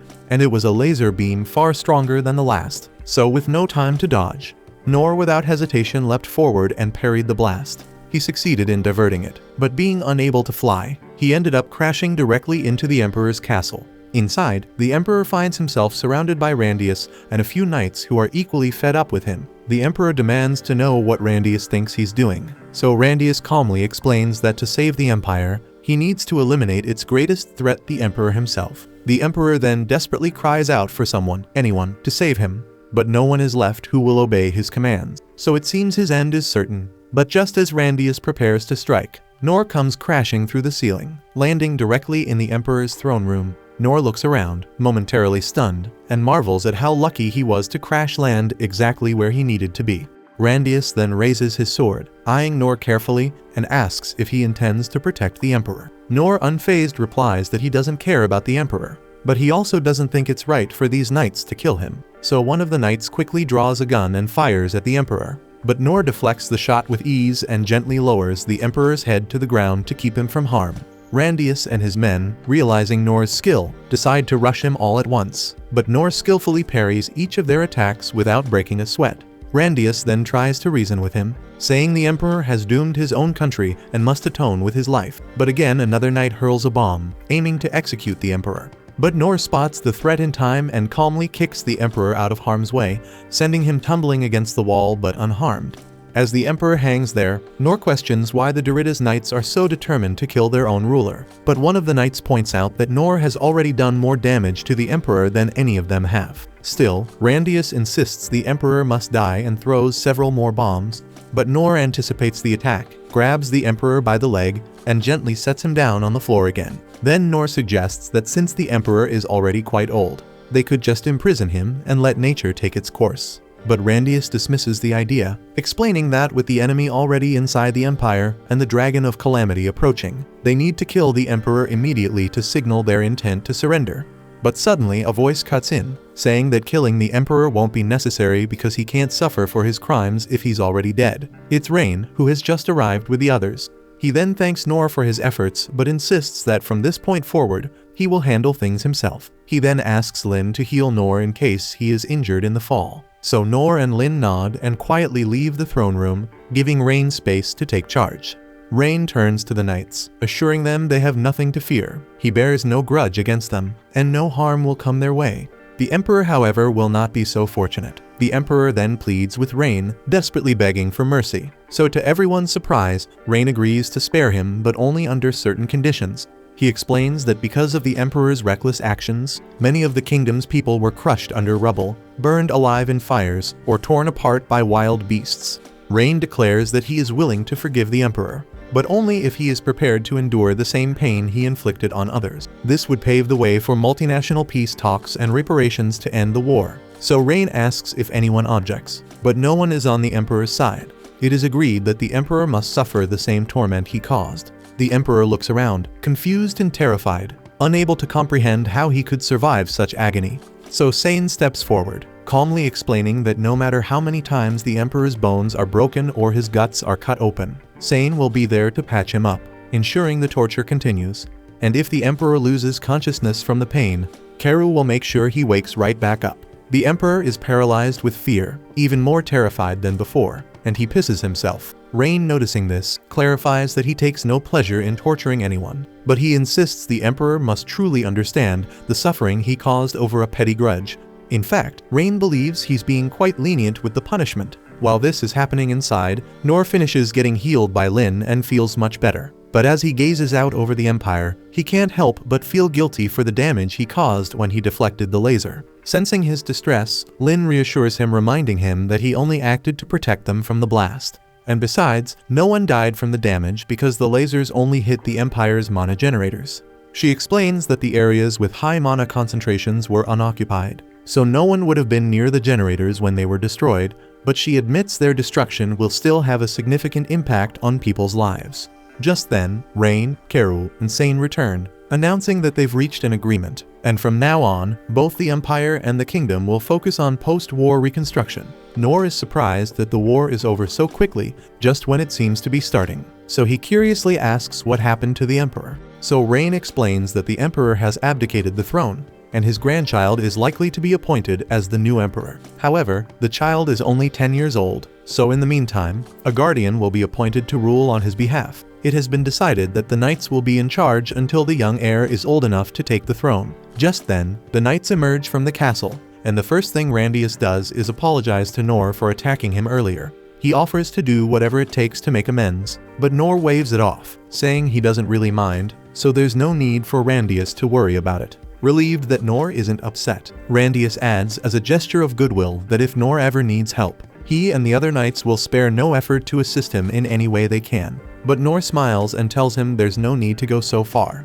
adding that he should be the one apologizing for the damage he caused to the city. Randius assures him there's no reason to feel guilty, as the destruction was a direct consequence of the former Emperor's actions, and he points out that there have been no reports of casualties or injuries from the blasts, so it's just a matter of rebuilding. And also the crimes committed by the Empire against the Kingdom are far worse in comparison. Still, Nor insists on offering his help in any way possible, even if it's just clearing the rubble. But before they can continue, the dragon begins to feel bored, so they all climb onto its back and fly off to return to the kingdom. But despite his efforts, Nor still can't shake his dislike of flying. By the time they return, they are greeted by the king, who immediately apologizes for leaving Rain to handle all the negotiations on his own. He expresses his desire to be filled in on the details later, but first, he wants to thank their savior. Rain agrees, stating that Nor practically saved the entire capital single-handedly and deserves a fitting reward.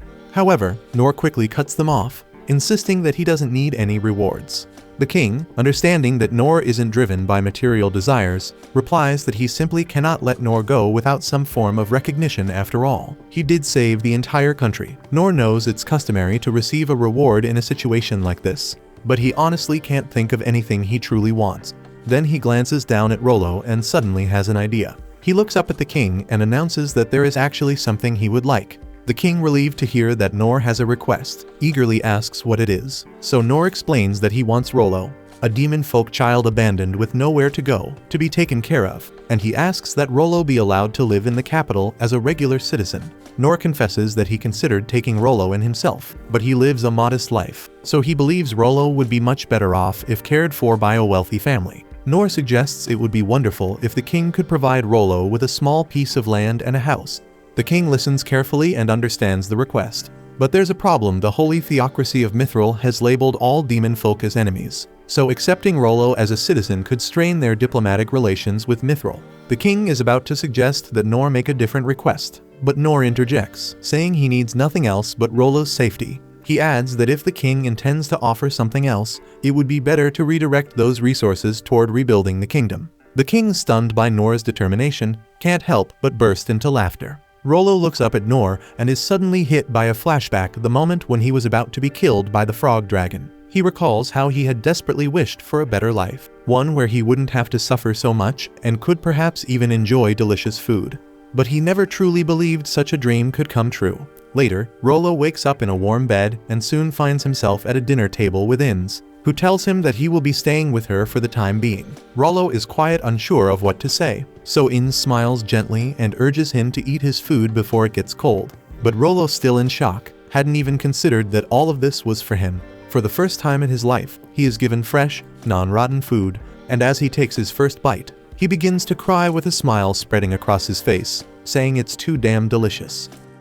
The scene shifts to Nor arriving in the capital of the Clay's kingdom, only to be met with a city in ruins. His chest tightens with dread as he scans the devastation. Fear creeping in are the people he cares about still alive. As he navigates the wreckage, his gaze locks onto the guild building, standing tall amidst the destruction, miraculously unscathed. Yet, the sign has fallen, a silent testament to the chaos around it. As Nor reaches down to clear the debris, he finds himself staring at the worn lettering, realizing he had long forgotten the way it once made him feel. The guildmaster told him flat out he couldn't register as an adventurer without any skills, and Nor reflects on how he never expected to cross paths with his old instructors again. It's been 15 long years since that moment, and the story takes us back in time to when it all started. We see a young Nor at the swordsmanship training school, nervously asking Sig to train him. Sig looks at him baffled and demands to know if Nor has a permit from the guild. Nor shows him the permit, and Sig, still skeptical, asks if he's really ready for the brutal training ahead. And Nor, stubborn as ever, insists he is. And so, Sig puts him through the grind along with the other students. But after just the first day, Nor is absolutely wiped out. Sig isn't impressed, he bets the kid won't last 3 days. But to his surprise, Nor toughs it out for 10 days straight. So Sig is impressed and moves the class on to parrying exercises. The other students struggle to parry the massive moving boulder, but Nor holds his ground and somehow manages to deflect it. However, the impact shatters his bones, causing him to drop his sword. Sig, watching closely, scolds him, saying never to let go of his weapon, even if his bones break, because the enemy won't wait for him to recover. So Nor determinedly picks up his sword again, and as Sig sees the fire still burning in his eyes, he's taken aback. Despite the brutal toll on Nor's body and mind, his spirit remains unbroken. So Sig begins to think that this kid might have a promising future. One day, Nor confronts his teacher and asks him straight up when he'll finally get to learn a skill, so Sig, being blunt as ever, tells him that's not something he can predict. Frustrated, Nor pushes further, asking Sig to at least show him what kind of skill he might be able to learn. So Sig demonstrates one of his sword techniques, slicing several leaves clean off a tree in one smooth motion. Nor is blown away, admitting he couldn't even follow most of it. Sig brushes it off, thinking it makes sense. It's a swift foot technique, making the slashes nearly impossible to track, even for him. Nor, still in awe, comments on how amazing it was that Sig kept the same rhythm the entire time. He recalls Sig's moves as being downright unreal, and Sig can't believe Nor was actually able to follow all that. So he starts thinking this kid has some serious potential, and with the right training, he might even surpass him someday. 2 months of grueling training pass, but still Nor doesn't learn a single skill except for parrying. Sig hopes that Nor would at least pick up one useful skill, but nothing happens. 3 months in, and Sig finally tells Nor to stop training. Nor desperately asks for more time, but Sig shakes his head and tells him it's pointless now. He feels like it would just be a waste of effort, especially since parrying alone isn't enough to make someone a swordsman. Deep down, Sig realizes that Nor might not have the natural talent for swordsmanship, so he reluctantly advises Nor to find another path, maybe in another school, where his talents might shine through. Sig thought this kid was destined for something different, and the next thing we know, Nor is off to the warrior school. Dandalg, the grizzled warrior instructor, sizes Nor up and asks if he's sure about taking part in his brutal training regimen. Nor, still driven, says he is. After all, Sig told him to try his luck elsewhere. Dandalg remembers hearing something about Sig training some kid, but he doesn't expect much from Nor, because the kid looks like he could be blown away by a stiff breeze. But Nor, undeterred, declares he wants to be an adventurer no matter what. So Dandalg explains that a warrior's role is to be the shield for their allies, and Nor understands what's at stake, and he begins his training under Dandalg. After 2 months of intense training, we see Nor bracing himself alongside the other students, taking the full impact of falling boulders with nothing but their bare bodies. Dandalg watches, thinking it's impressive that Nor has held up this long, but suddenly a massive boulder accidentally tumbles down toward the group. Everyone retreats, except Nor, who stubbornly stands his ground, still bracing for impact. But just before the boulder crushes him, Dandalg steps in and shatters it, but he's left in awe of Nor's guts. He starts thinking that if this kid ever manages to learn a skill, he could turn him into an invincible shield. 3 more months go by, but still Nor doesn't pick up a single skill. Dandalg, seeing no other choice, tells Nor it's time to move on. He admits that while Nor's physical strength has slightly improved, he hasn't accomplished anything significant.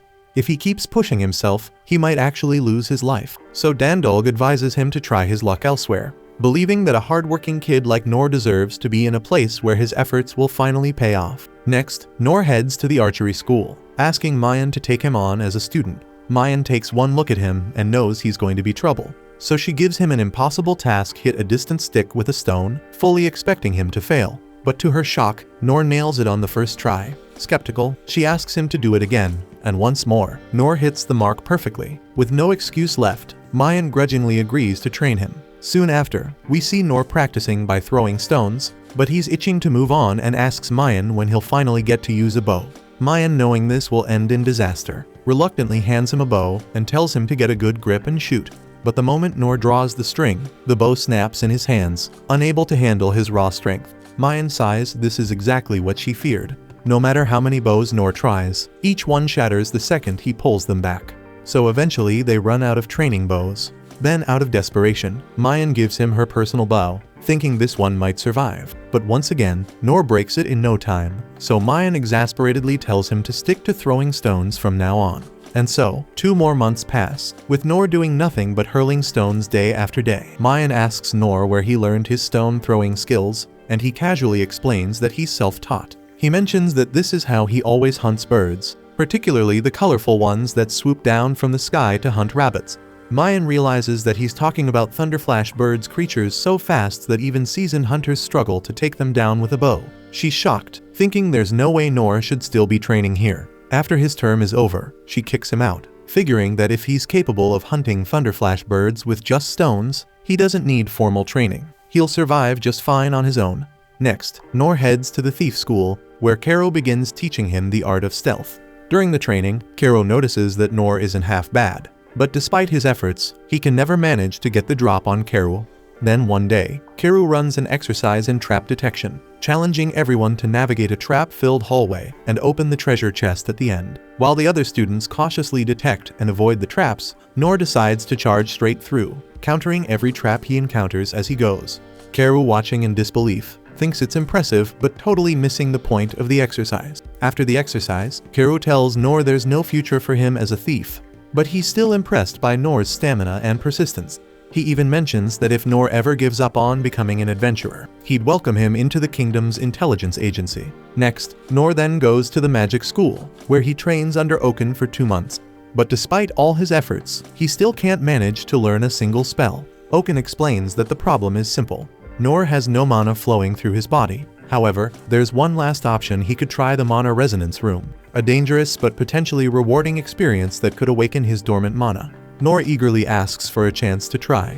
Oken agrees, but sternly warns him to leave if things start getting too intense once he's inside the room. A few days later, Oken realizes that Noor still hasn't come out of the mana resonance room, and worried sick for the kid's safety, so he rushes over to check on him. He knows that room cranks up all human senses to the extreme, and staying in too long could literally kill you. Bursting in, he finds Noor just chilling like it's no big deal, so Oken confusedly asks if something's wrong. But Noor, cool as ever, says he's fine, and then casually shoves Oken out the door, telling him not to interrupt. He's on the verge of a breakthrough. Another month rolls by, and Noor is completely unimpressed, shows Oken that all he managed to learn was Tiny Flame. Oken, trying to stay positive, still thinks it's pretty impressive for someone as terrible at magic as Noor. But then, out of nowhere, Noor casts 2 tiny flames at once.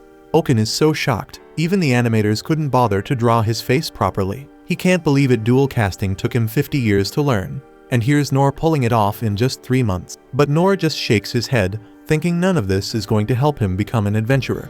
Oken, though disappointed, admits that this might not be the right place for Noor, but can't help but think it's a waste. With a little more mana, Noor could have been a legendary mage, not one to quit. Noor moves on to the priest school. There, Sane asks if Noor went through the rite of blessing as a child, but Noor, completely clueless, admits he doesn't even know what that is. Sane explains that only students who've completed the rite can train at the school, then tells Noor to leave. But of course, Noor refuses, stubbornly declaring that he's going to stay right there until Sane agrees to train him. Sane just shrugs and walks off, telling Noor to do whatever he wants. Days pass, and Noor doesn't budge an inch.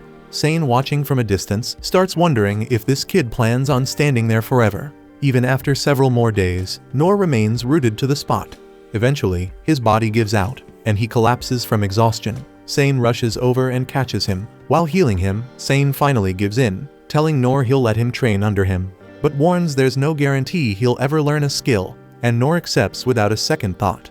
After 3 months of training at the priest school, Noor manages to master only low heal. Sane, with a heavy heart, tells Noor that this won't be enough for him to become an adventurer, so Noor disappointedly leaves the school. But before he goes, Sane mentions that low heal only works on minor scratches, but adds that it's impressive Noor can use it at all without having received a natural blessing. Noor bids him farewell, and Sane watches him go, thinking that Noor might have the potential to wield miraculous powers without limits, considering he used healing magic without going through the rite or relying on a holy spirit. A few days later, Sane discovers that Noor has disappeared.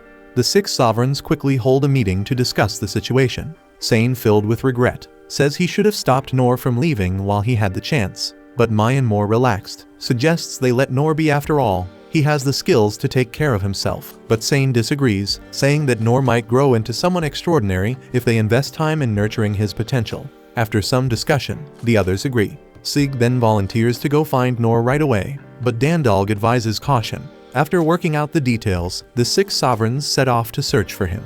The story shifts back to the present, where Noor hands the guild sign over to the guildmaster, relieved to see him safe. The guildmaster mentions that Noor was supposed to be heading to Mithra. Noor explains that he turned back after hearing about the situation in the capital. The guildmaster then notices how filthy Noor's clothes are and asks if he had a tough day. Noor admits that he's been running around a lot and had a rough time, to which the guildmaster sympathizes, noting that everyone's in the same boat right now. The guildmaster then informs Noor that the construction guild boss has been looking for him, needing help to clear rubble and build temporary houses. But Noor is already aware and replies that this is exactly why he came. Afterward, we see him cleaning up the mess in the town, thinking to himself how absolutely wild the day has been.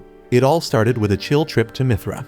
Then he ran into Rollo and had to fight a freaking toad. And don't even get him started on getting launched into the air by Lin's magic over and over again. A lot of wild stuff went down. Now his stomach's growling, and he's thinking he's gonna need some food and a break soon, but he knows he can't afford to stop yet, so he keeps pushing through, working non-stop. Next, we see the king and Rain realizing the fight isn't over yet, and the days ahead are going to be rough, but they reassure themselves that their nation can count on certain people. The 6 sovereigns are shown working hard to help with the rebuilding, and the king confidently says that as long as they have Noor, everything will be fine. Later, Noor is back at it, hauling rubble like a machine. He spots Lin handing out food and she notices him. She thanks him for his help the other day, and Noor curiously asks if she's distributing provisions, so she nods, saying she's happy to see him helping with the restoration efforts. Suddenly, Noor's stomach growls loudly, and Lin, noticing, hands him some bread. He thanks her, and she heads off to finish handing out the rest of the supplies. Noor devours the bread, realizing how much he needed it, but quickly decides he needs to get back to work. He glances at his sword, thinking it's a fine weapon, but feeling a bit disheartened that it's not seeing much action in his hands. Despite everything he's been through, he still wants to be an adventurer. Just then, his boss yells for him to start working in a new area since this section is nearly cleared. As Noor is about to move, he spots a building about to collapse on his boss, and without thinking, Noor parries the falling debris like it's nothing. The boss has no clue what just happened, but Noor shrugs, thinking, well, this is where the real work starts. With that, he moves on to clear more rubble, ready for whatever's next. That concludes this episode. Thank you for watching. If you want to see the next part, be sure to subscribe to the channel and turn on the notification bell.